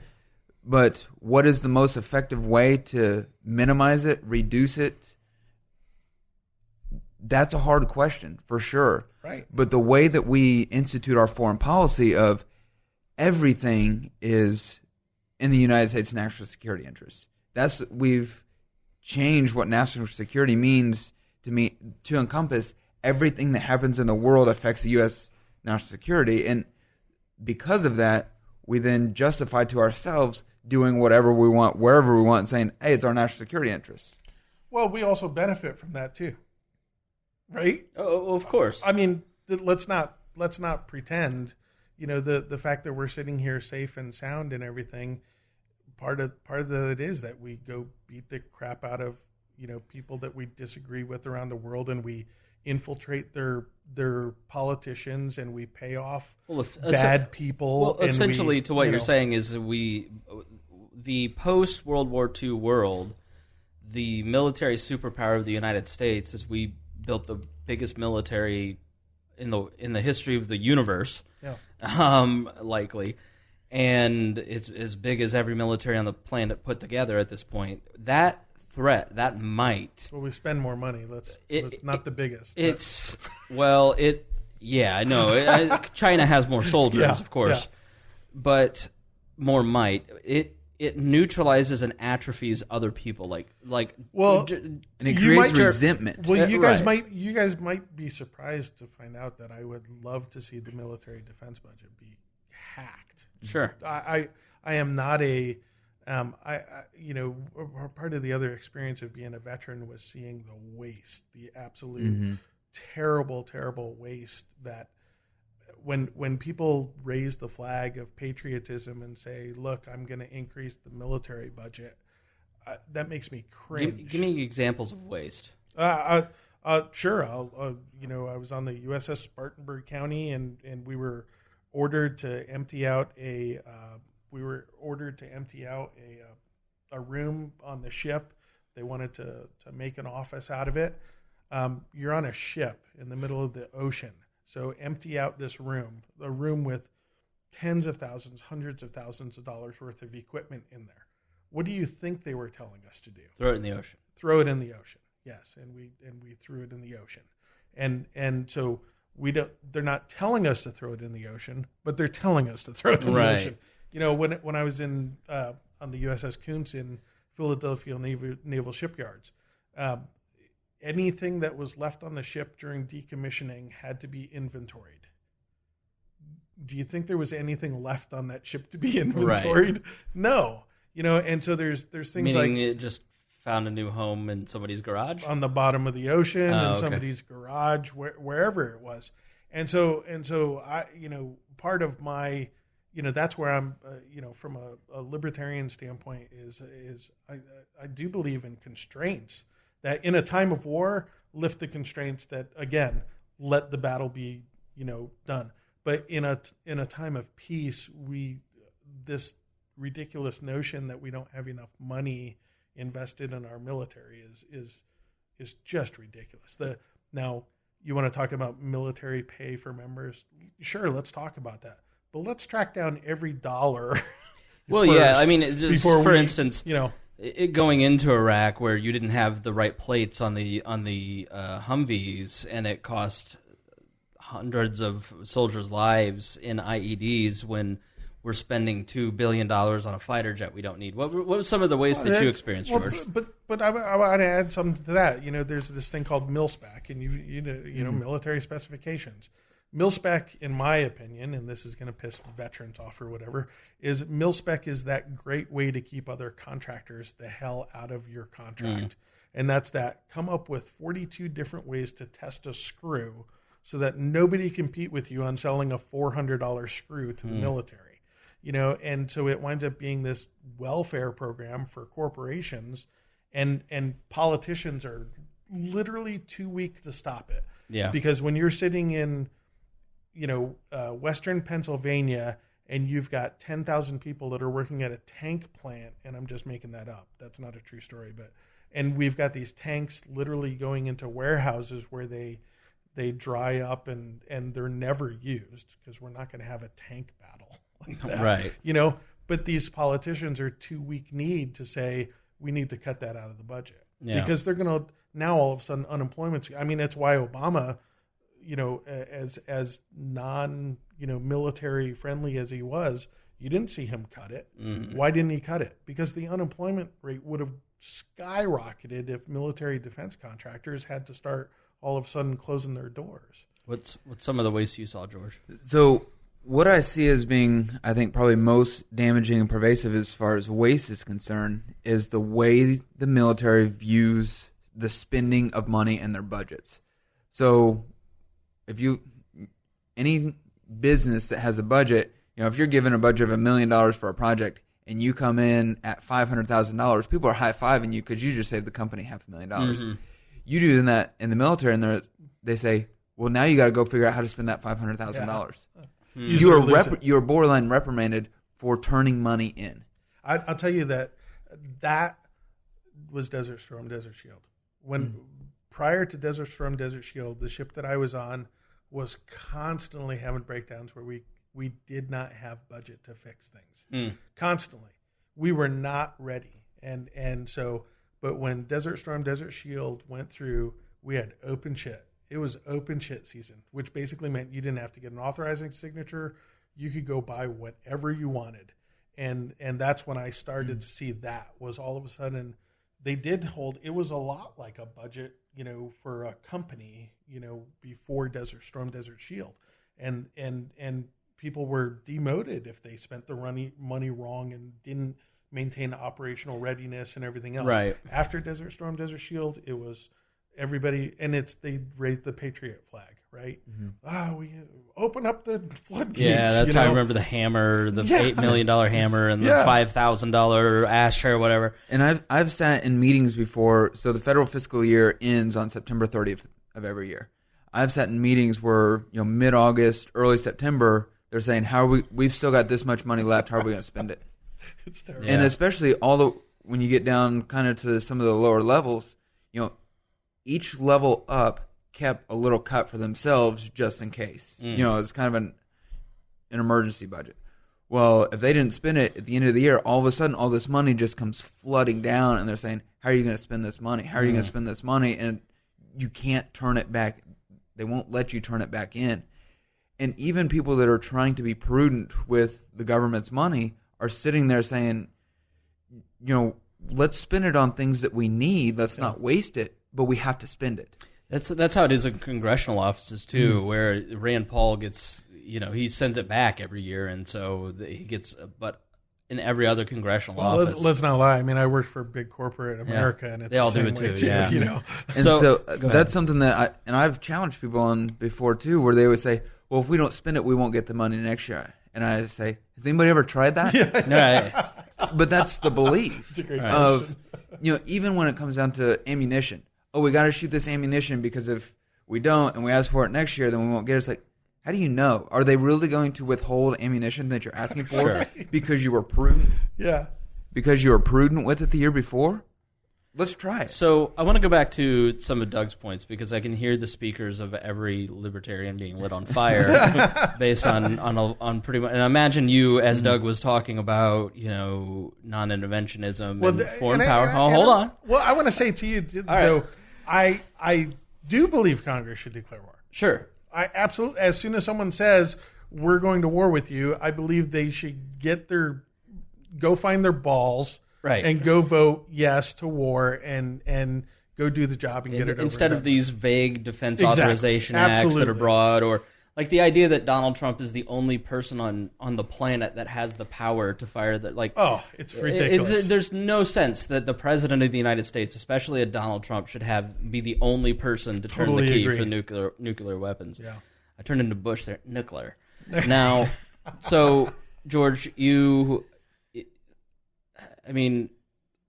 what about being over there and being in those cultures and being in that situation started to turn you into a non-interventionist? Well, so part of it was just the way that our military could and would interact with people. So one huge thing to Afghans, whether it was the police, the army, or just the local villagers, was that they wanted to eat with you. They wanted to serve you a meal. But so kind of in my role, I was more of an attachment. I didn't necessarily have... Honestly, Doug, we should sign up. We should go. You and I would be great, ambassadors for America. Feed us. I had great meals in Kuwait and United Arab Emirates. And so I was an attachment. I wasn't in charge of planning necessarily any of the missions. And the platoon leaders that were over there, it was always... They never wanted to eat with them. It was always, well, I guess we'll eat. Yeah, oh no, we got to get back. They would make up like, oh, we got to get back to the base and do maintenance on our truck. And they always wanted to get out of it. And it's like, wait a second. If we are going to do counterinsurgency, if we can't even build a relationship with the Afghan National Police that want to work with us, how are we ever going to build a relationship with the elders? And so in part of my role, I had cash that was available for me to do what were called quick impact projects. Where if I had identified a need while meeting with the police or with elders, I had a couple $1,000 limits that I could spend on projects. We mostly did it on wells or road repair. Well, so there was one point where I sat in a negotiation through an interpreter for 3 hours about 5 well projects. And when the meeting started, it was a full meeting of 5 elders, 2 interpreters, and about 10 other Americans. By the time the meeting was over, all the other Americans had left because it wasn't important to them. Right. That building that relationship and that getting to, and ultimately, and I thought that I overspent. I was like, man, when I get back, my boss is going to be pissed that I spent all my money. And when I got back and told him, he looked at me, he goes, that's incredible. I can't believe that you were able to get through that meeting with him and, get that working relationship. And I was like, yeah, I just sat there and talked to him for 3 hours. Right. I listened to them. And, when they had a gripe, I said, there was a gripe about a previous meeting that I wasn't at, but they had a gripe, and I would just listen to it and apologize for it and say, I'm sorry I wasn't there. You guys should have been included as well. And I just worked with them, and I listened to them. And that's something that is lost in the way our military does counterinsurgency. And I think that's a lot of that is because of the tactics of our nation in doing counterinsurgency, that we're going to go over there and we're going to, just kill the terrorists, take them out. Mm-hmm. We need a relaxed rules of engagement so that we can kill as many terrorists as possible. And then we're going to come in and build them a school and they're going to love us. No, that's not the way it works. Yeah, We need to sit down and build a relationship with them, understand what it is they need, understand how we can help, how we can partner with them, and not impose what we want to do on them. But even should we be there in the first place? Sure. But I think another thing that's a question though, right? Is because what you're talking about is still intervention, and that's why that's when you said that, like, it was kind of George versus my view of it. I look at exactly what you're saying, and I say that's absolutely logical. I think that's great. What it shows to me is that there was poor military leadership. Absolutely. On how we were working over there, and whether we were going to, whether we were doing more harm than not. But it was still an intervention. Now, one area of Petraeus was somebody who understood that whole concept and was fired because, first he was fired because he was fucking his book editor. And so, but then, and then McChrystal, I guess the firings of Petraeus and McChrystal, in terms of McChrystal talking badly about commanders in Rolling Stone, bad look. Yeah. And then Petraeus leaking state secrets, which were not nearly as classified as what Hillary did. Right. But that's nonetheless. There's a lot of military people that will disagree with me, but I think drone strikes are the worst intervention that we can have. Really? Because I agree with you. I really feel strongly. People keep asking me this. They just think, well, that's there's not a loss of military life, and I was like, I think in any war that should be the risk. Like I hate being in a war where we don't have to weigh the blood of our own people. Yeah, that's a scary. The New York Times did the daily podcast yesterday. Was with an Iraqi family in the middle of a drone strike. They basically talked about that because in some ways, Georgia, I would look at it and go, well, I would rather have you playing a video game and not putting your life at risk. But in some respects, I could see the other side of it, where if we don't have skin in the game, then we're going to make more mistakes. We should have to weigh the cost of human life. Period. Whether it's an enemy or our own, I just don't think it should be easy to just sit there and blow people up all over the world. That's where I think you and I have common ground. Is that's not. I started out by saying what I loved about the military was I was in other countries representing my own. I wasn't out killing people. Right. That wasn't the point, And that's exactly what we're talking about here. Is that there's alternative ways of doing this. The other one is I really too also believe that there was a transition when I got out of the Navy that I was glad when I got out of the Navy, and that was one of the things when I got that Red Cross message, and it was, I'm sitting there and I don't know who my son's with. He's with friends or something. I don't know whether my wife's going to die or be alive or not. We were going through an engineering assessment basically in Haifa, Israel, and so my direct officer said, well, all I can do is authorize you 24 hours emergency leave. from Haifa, Israel. Yeah, okay. Thanks. And so now the funny part of it is I went and talked to my, counselor. Every ship has a, a counselor. And I said, what do I do? And he goes, take it. He was like, get back over there and then put in for your humanitarian transfer. But the thing that it shocked me after 6 years of being just an incredible sailor, I got in trouble at first, but I was awarded, National Navy Achievement Medal over there. I did my damnedest. I loved the Navy. I was spit and polished by the end of it. Everything else was when my wife was OD'd, they didn't want me to go home. What? Because they wanted to pass an exam. Well, kiss my ass, and that's when I really started to see, I don't know what your experience is with the National Guard. I started to see people making, E7, which is basically the enlisted, 7th rank, or in the Navy, it's a chief. I think it's Sergeant First Class. Gunny in the Marine Corps. Yeah. I started to see these guys making it in 8 years, 7 years. And that was unheard of. Like when I first went in the Navy, if you made E7, you were probably in for 15 plus years. And I really felt like all of a sudden it turned into this political beast where people were getting rank for politics. And and they abandoned being honestly, military, and it turned into this, how can I get advancement quicker? How can I get advancement quicker? And I feel like I started to look at these chiefs that there was, once upon a time when you went to a chief, it was like going to your grandfather. Right. This was a guy that would kick someone's ass for you and kick your ass if you needed it. And by the time I got out, I was like sick to my stomach seeing what these guys were just pawns that would do whatever, the officers told them to do. Like typical government bureaucracy. Yeah. But I want to circle back to the drones thing because I want to hear your perspective on the drones. Yeah. Why do you think they're a problem? Well, so one of the biggest problems with them is that they're not as discerning as what they're claimed to be. They're not as precision with what people claim to be because usually whenever we fire them, it's at a group.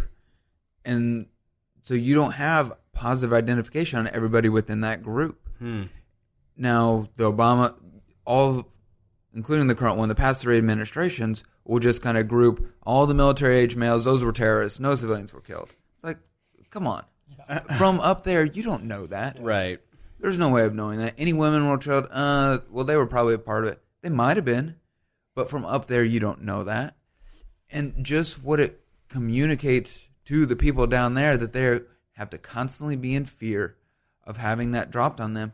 I mean, that just makes a right picking for, the Taliban or terrorist organization to come in and say, look how evil these people are. Right. Yep. And so drone intervention, I am totally against. If we want to use armed drones in a force-on-force conflict against, another world power in a war like that, that's different than using them in counterinsurgency.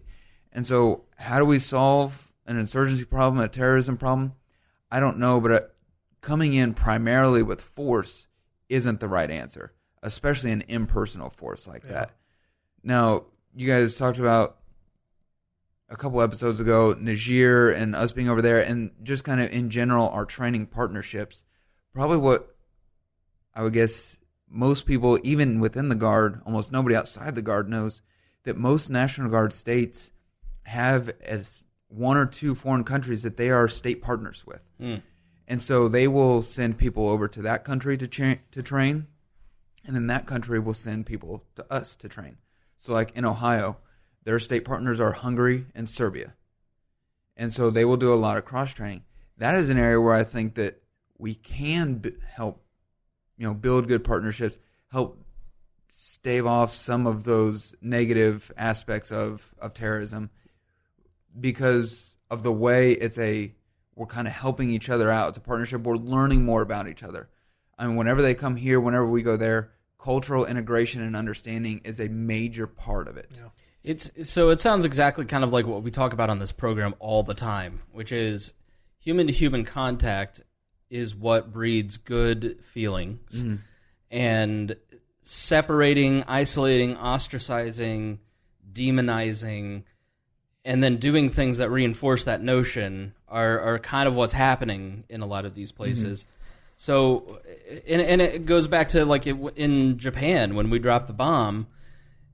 It reaffirmed to everyone in Japan after we basically completely destroyed through bombing the entire island of Japan, and then we dropped 2 nuclear weapons on them. Like, we had decimated that island. So they already had just this terrible notion of us because they'd been told forever Americans are monsters, and then terror from the skies is unleashed. And so so to make that mistake again, it just doesn't seem to. I don't think it was a mistake. Of course you don't.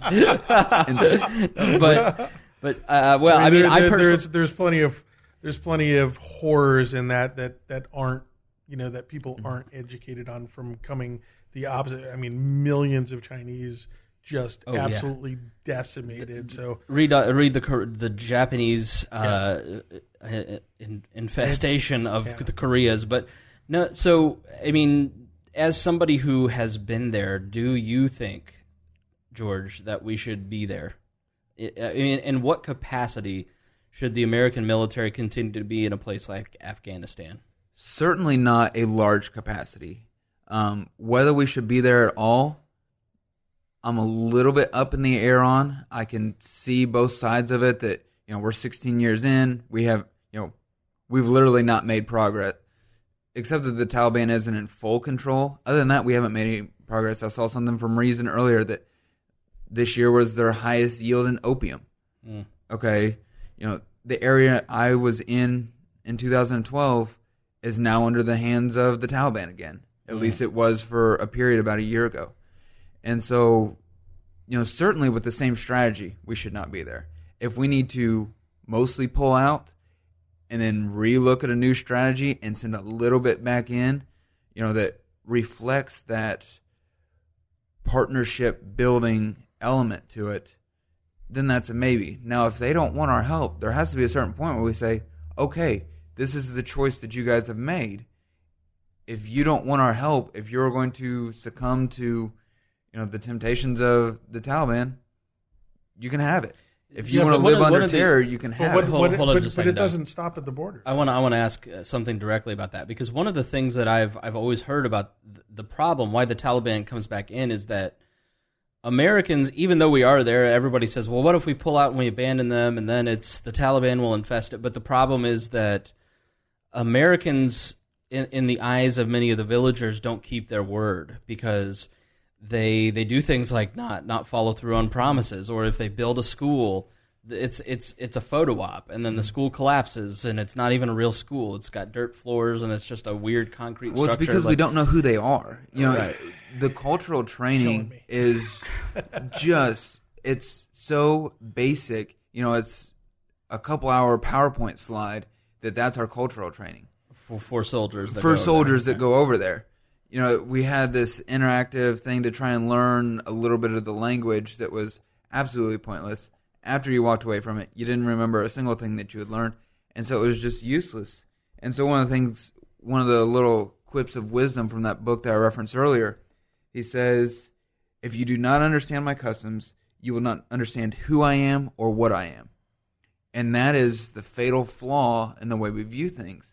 Now, having conventional soldiers over there to try and, all of a sudden flip them around to where they do understand how to culturally integrate, that's not going to work. But even with our special operations, special forces, which is the Army Special Operations,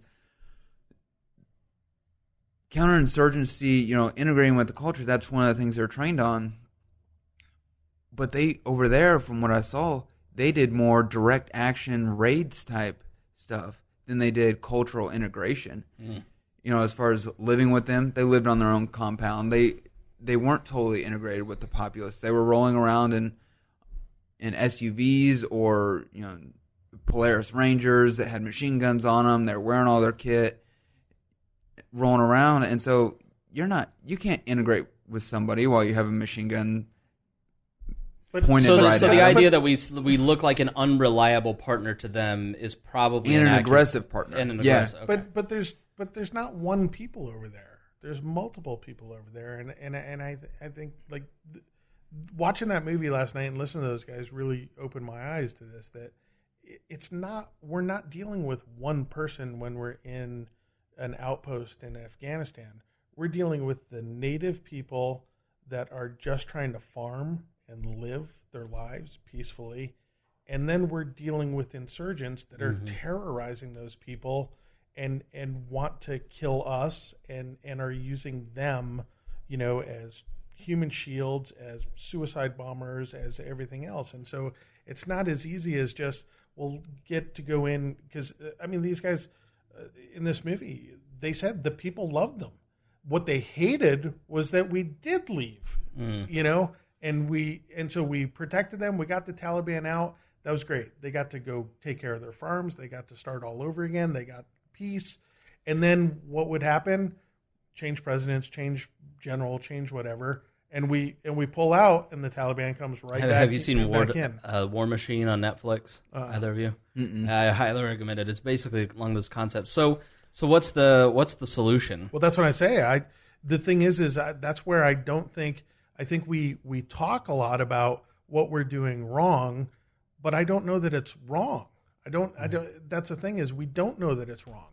We don't know that it might be the best thing that we could possibly do.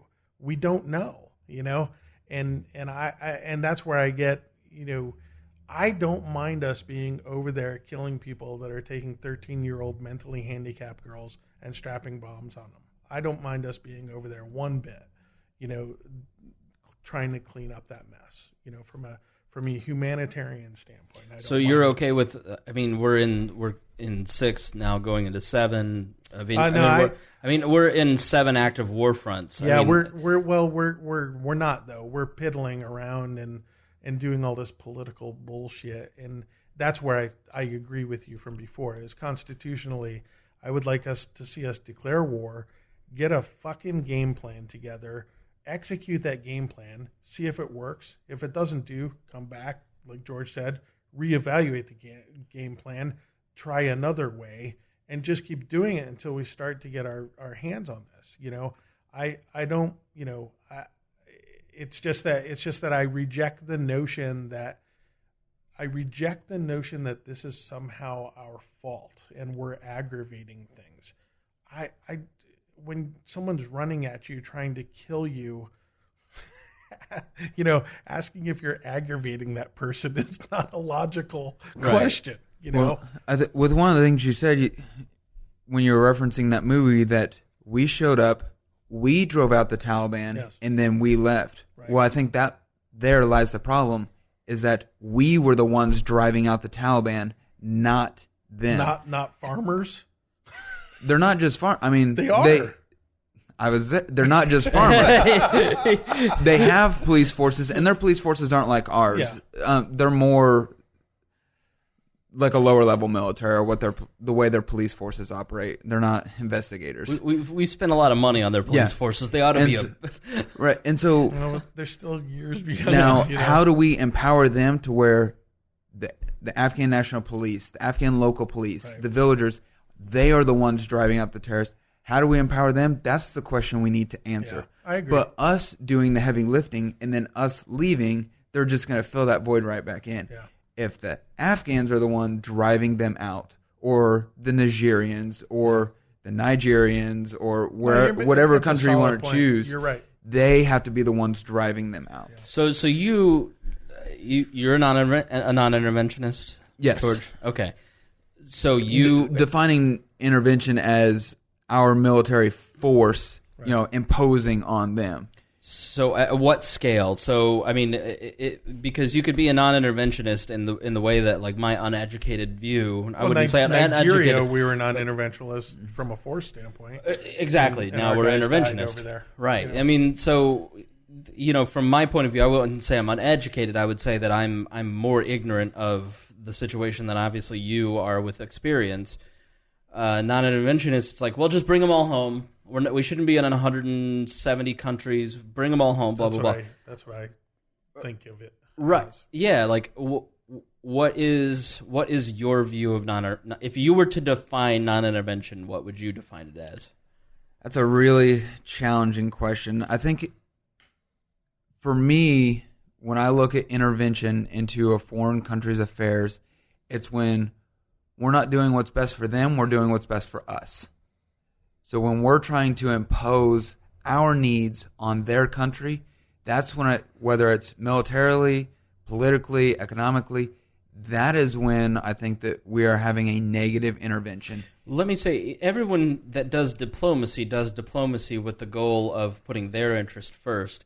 I think it's force that is probably the dividing line there, where we don't really care what's best for.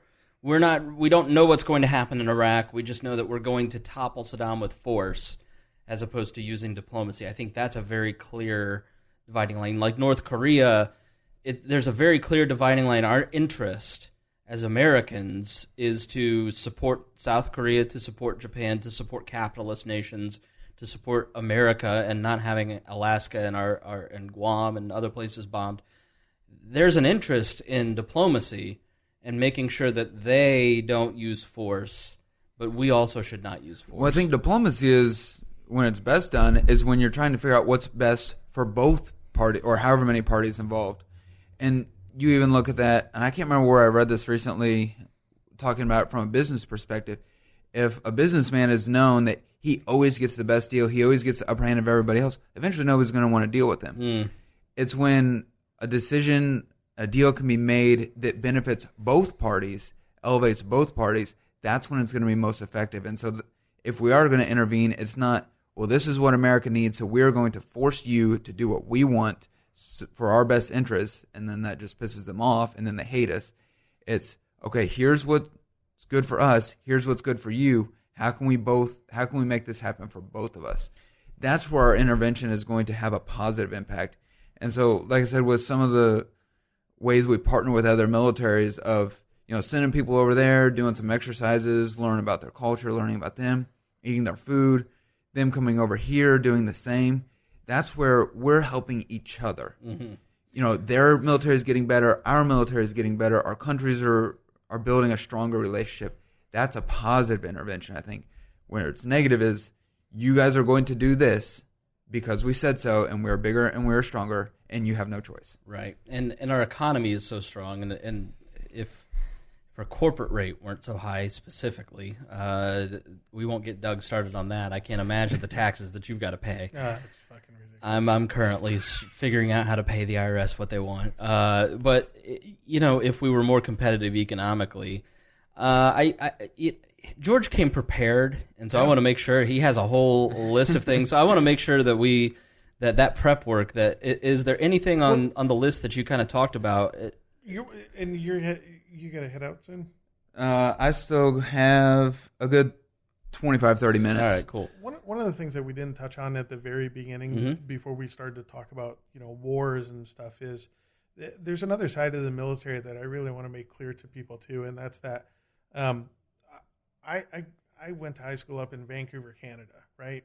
So pretty multicultural, no black people, but multicultural otherwise. And when I joined the Navy, that was the most black people I ever saw in my life, was getting off the bus at boot camp and everything else. And I saw incredible things. I saw black people that hated white people, and I saw white people that hated black people, and then I saw white people that hated black people that liked white people, and I hated. Yeah. I basically, it was the first time in my life that I really, really saw true, like, holy crap, people hate me because I'm white, and people hate this guy because he's black. Within 8 weeks, that was disappeared. I mean, wiped out. My chief was a black guy walker. If I would have said my chief was a black guy, he probably would have kicked my ass just for saying that.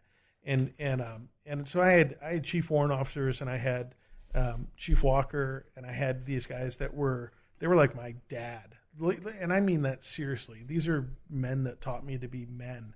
And I didn't give a shit what color they were. I didn't give a crap what religion they were.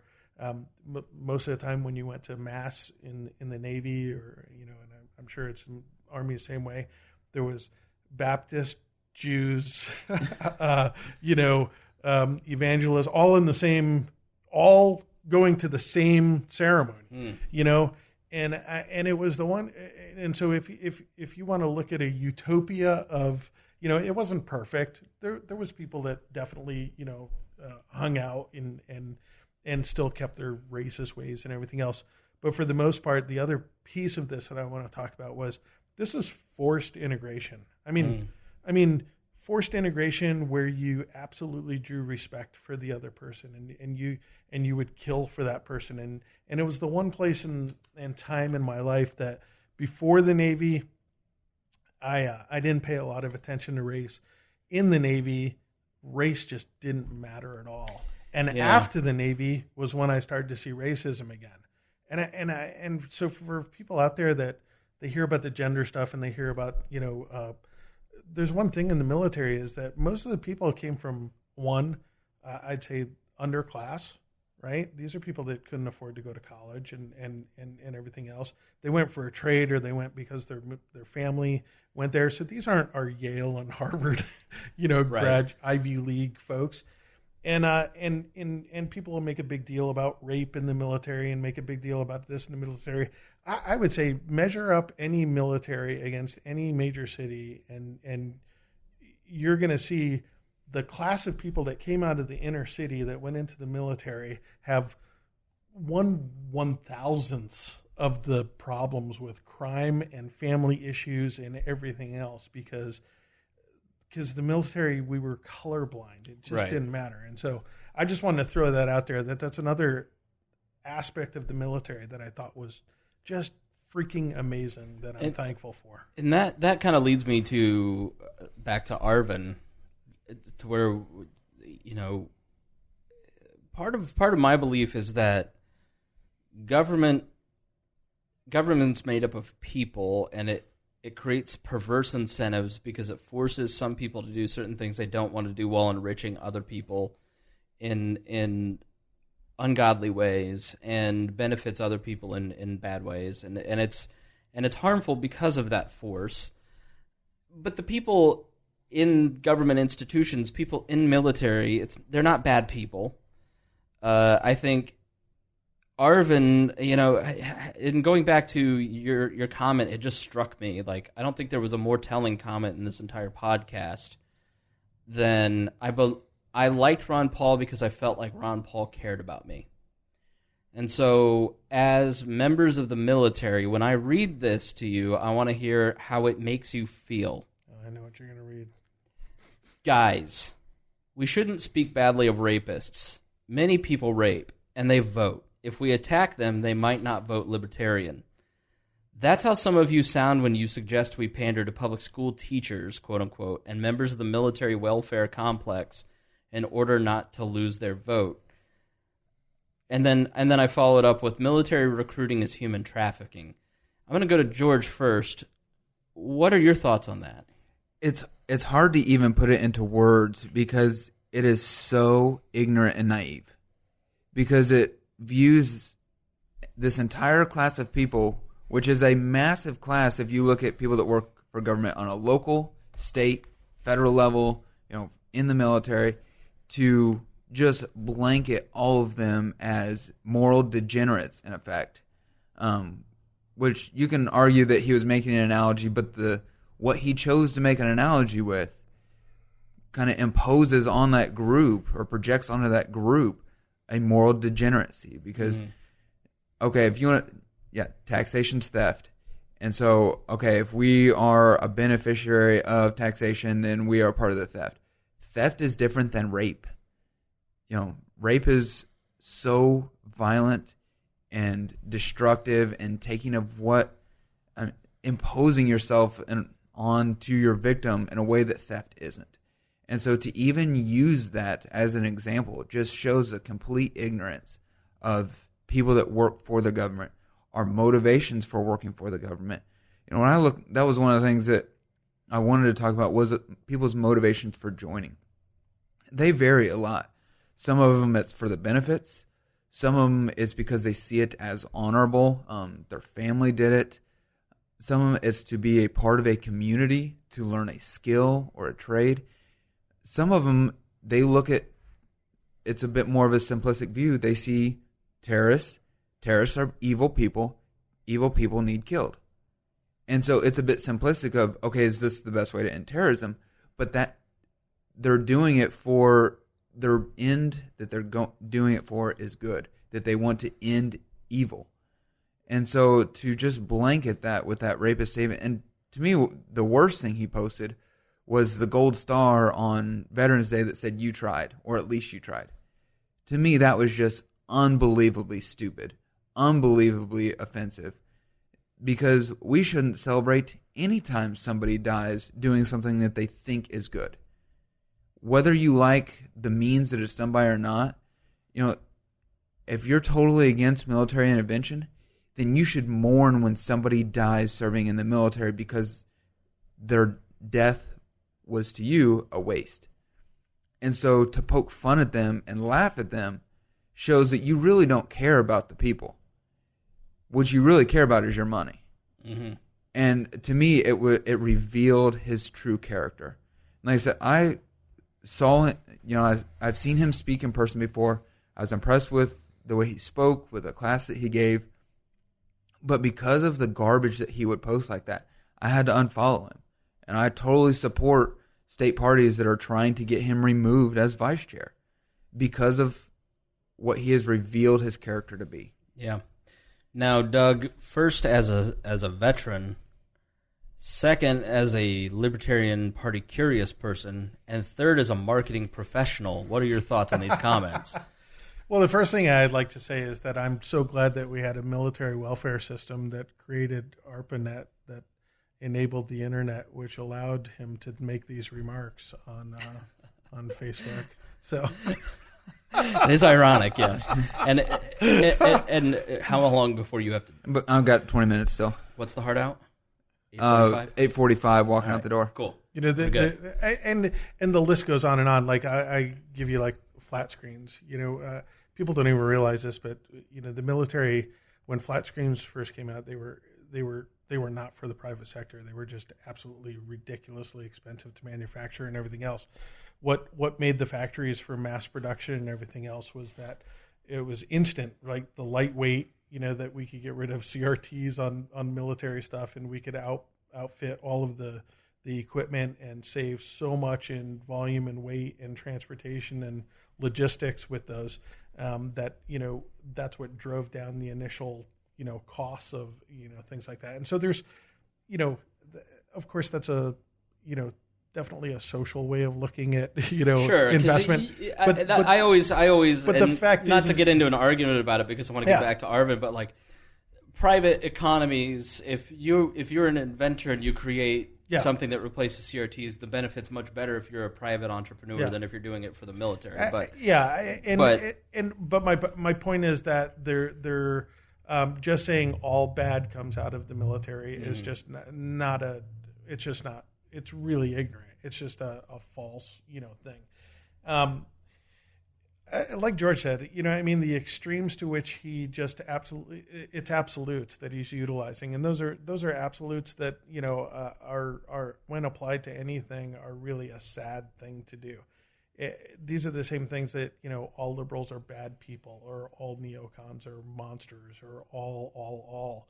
It's such a childish, juvenile way of looking at the world. And honestly, someone like him, if he had any balls, and I truly mean this, he would go to an army base and hang out with veterans for a week, or a Navy base or whatever, and watch what they actually do for a living. And that's the intriguing thing to me, is that when you get embedded, I had no idea what the military was about, before I got in the military. I had no idea that, in the Navy, it's definitely trade first, and then, somewhere way down the line is military, outside of wearing a uniform, but I owe my entire career to the military. The attention to detail that I have, the process and discipline that I have on the way that I troubleshoot things, the analytical approach that I take to things, was crafted through the Navy.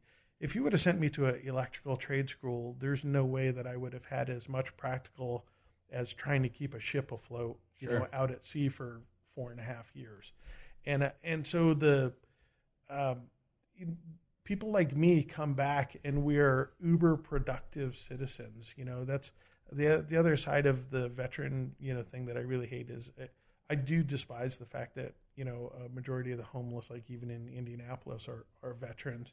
And and then we talk about veteran suicide, quite a bit, and PTSD, and there's some stigmas associated with veterans.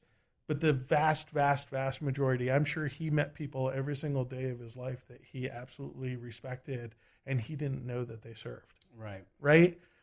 So he says these monstrous things without even, acknowledging that part of the character that they had, was the fact that they're in the military. You said, you mentioned earlier, was there a relationship between being in the military and being libertarian? Of course there is, because it's working together as a team, but individually you're respected. You're the ribbons that you have, show the sacrifices that you made. The stripes that you wear are absolutely, you're branded with, the knowledge that you have and the experience that you have. And so everything about the military, as someone like him looks at it and sees just a giant bunch of green guys like us look at it and we go, oh, wow, that guy has a sharpshooter. That guy has a this, that guy has a that. Yeah, he's looking at it again in a very flat, binary way without the nuance of how the world actually works. And like I've said before, our Facebook page, we've got 87,000 likes. The top 3 jobs based on the analytics in the back end are veterans, lawyers, and then government officials and teachers. Yeah. And so the people who interact with the government the most, they're the ones who have, you guys can sit here and say the waste, the wasted time, the wasted effort, the wasted, like all of this podcast. I just listen to this and I go, okay, well, my suspicions, a lot of it are confirmed correct about why we should be non-interventionists and why we need to decrease the military. And, I think kudos to George for kind of shading in some things where I go, okay, as a non-interventionist, these things are probably beneficial. In my lifetime, we will never not have a standing army. So, it's like for me to sit here and argue that we should not have a standing military and honor what the founders laid out and what I think is best, and we shouldn't be in 170 countries, that's just not going to happen in my lifetime. So I can learn and then advocate. And what Arvin is doing is Arvin is just shoving his eye in, and I'll be quite candid. I think if you're somebody who, as a person who has been a libertarian for 10 years, and you get to a point where you start to see the moral projection of your own values into society and where your income is coming from, that taxation is theft line, I don't think actually does anything to promote libertarianism. Yeah. I think it actually what it truly does is kind of mocks of the very real point where I say, I appreciate that your paycheck comes from your service, but your money is also coming from my money. And so how do you, George, justify having a job where you are taking taxpayer money if you're a libertarian? I can't have that. I can't ask you that question if I haven't built a relationship with you, because that question is inherently an attack on your being, on your identity. And so, having built a relationship with you via the podcast and you listening and knowing my intentions and why I'm saying that, but if I just started out the relationship between you and I, shoving my thumb in your eye, going, you're a bad person, there's no reason for us to even talk, I'm never going to even get to ask you that question. Right, and there is a huge tension within myself, within a lot of the libertarian-leaning people within the military and that work for the government, of that struggle between, this is what I think the government's role should be, but this is what it currently is. Yeah. And so when you look at the kind of the way, now I'm not an anarcho-capitalist, right, and so I believe that we should still have a military. Now, if I was king for a day and could choose how our military is set up, I would do almost no active military and would have an operational guard that is able to kind of stand up and sit down, that would be ready to defend the nation and be ready to act if we needed, but wouldn't have the massive expense of a standing army. But so as you would still need the logistics. You would still need some people that work full time for it. But so as I have that tension within me, it's like, okay, right now the government has sucked up a massive amount of money and resources. And so there are no national defense jobs that aren't in the military. Mm-hmm. Now, if we lived in a totally libertarian society and there would be some sort of defense job that was private, okay, I would do that.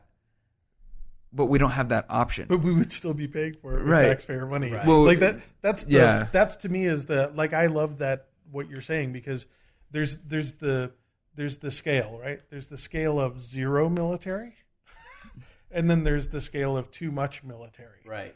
What he's saying is all military is bad. All. Right. He's not saying, well, we should have, a little standing force that, like you said, that's voluntary, trained, everything else. He's saying, no, these guys are just a bunch of rapists and welfare, hoggers. And that's, so you're not even opening the scale. You're just literally saying zero. It's the intellectual level of conservatives going, well, I'm not even going to deal with the fact that he may or may not be a child molester. He's just not a Democrat. Yeah, what we started with. Yeah, exactly. He posted today, and I don't know if he deleted it or not, but he posted today that what government program would you end? And I just wrote, I would tear up all the streets outside of your house.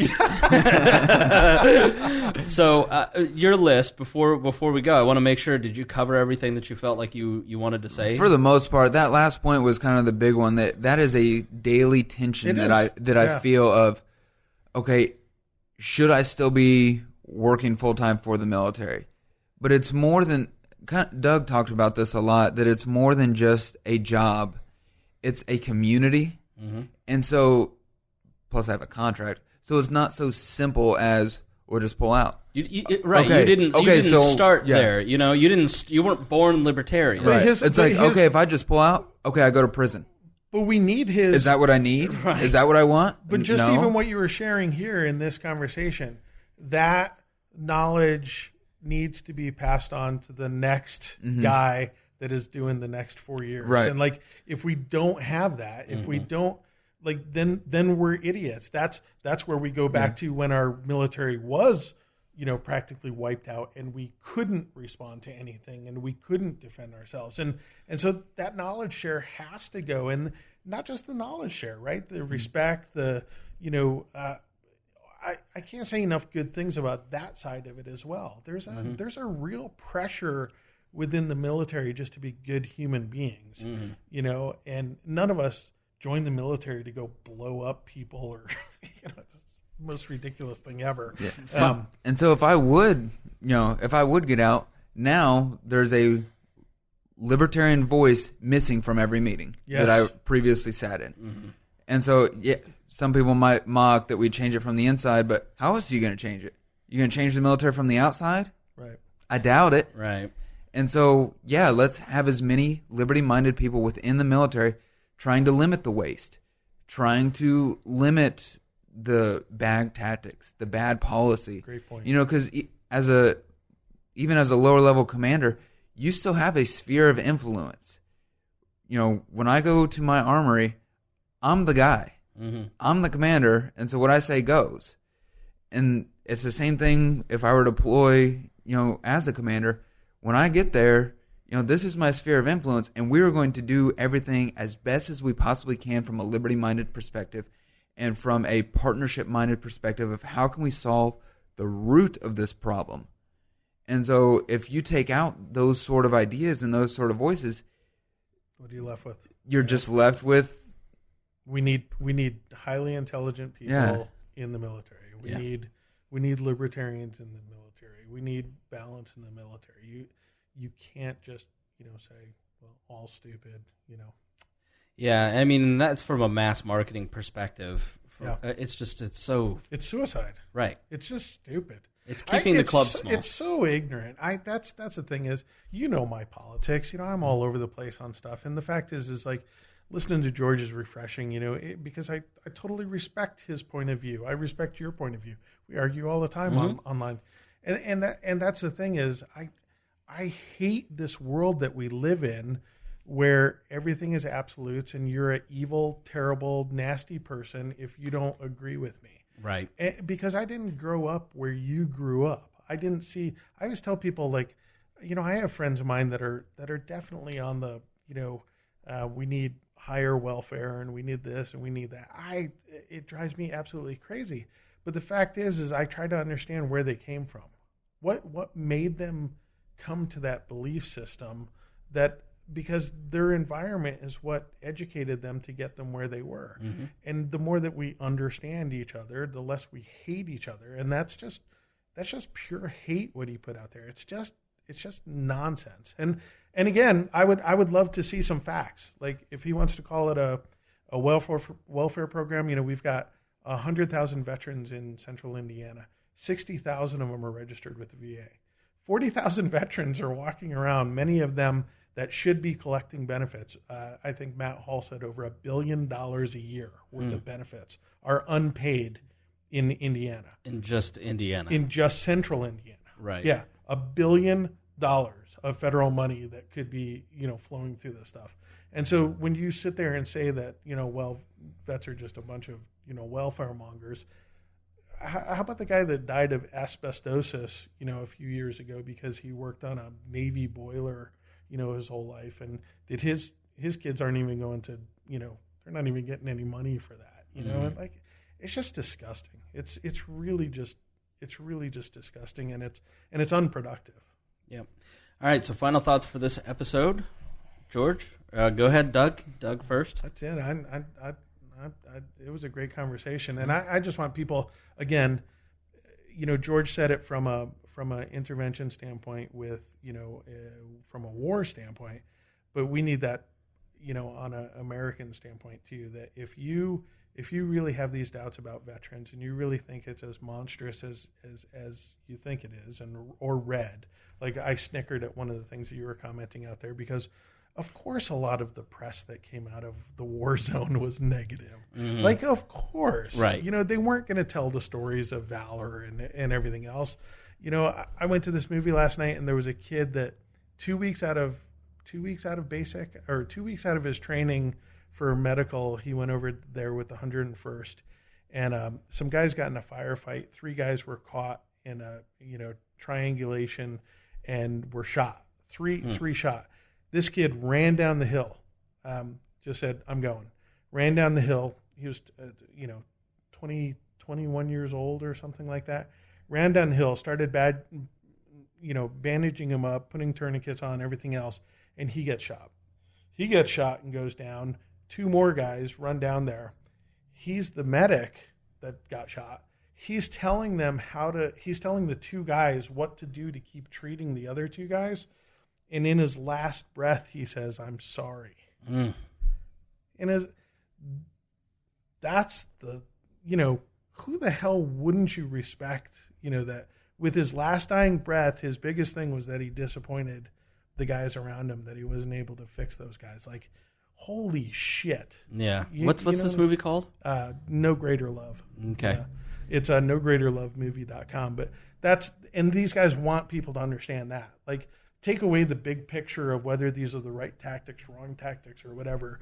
Go look at what kind of men these are that are taking care of, and women over there that are taking care of each other. These guys are fucking amazing. How can people get a hold of you if they want to, Doug? They can get a hold of me through my company's DK New Media downtown, and I'm at the Speakeasy above the Hard Rock Cafe, so they can always find me here.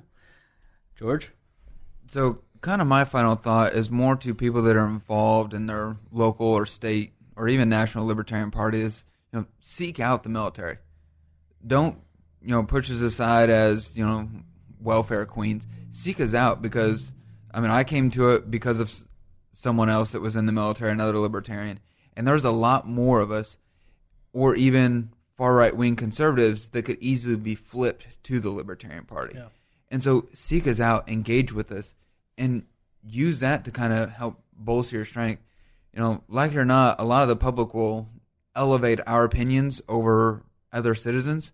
So why not use a powerful military voice to push liberty forward rather than pushing us to the side? That's kind of my final thought on everything. All right, cool. Well, thanks so much for both of you being here. I appreciate it very much. For my part, I just want to thank everybody who listens. If you found anything of value in this podcast, which I'm sure you did because it was excellent to hear from these two gentlemen, then please share it and let people know that not all libertarians hate the military. I think it's important for us. So often, I think my audience specifically is a polite audience and a nice audience, and we get stuck in the middle, and that's why we're here. And we don't often want to take the uncomfortable route of defending one side or the other. And I'm a lot of times misunderstood because I'm a confusing person for people to follow. 1 minute, it seems like I'm a leftist. The next minute, it seems like I'm a conservative.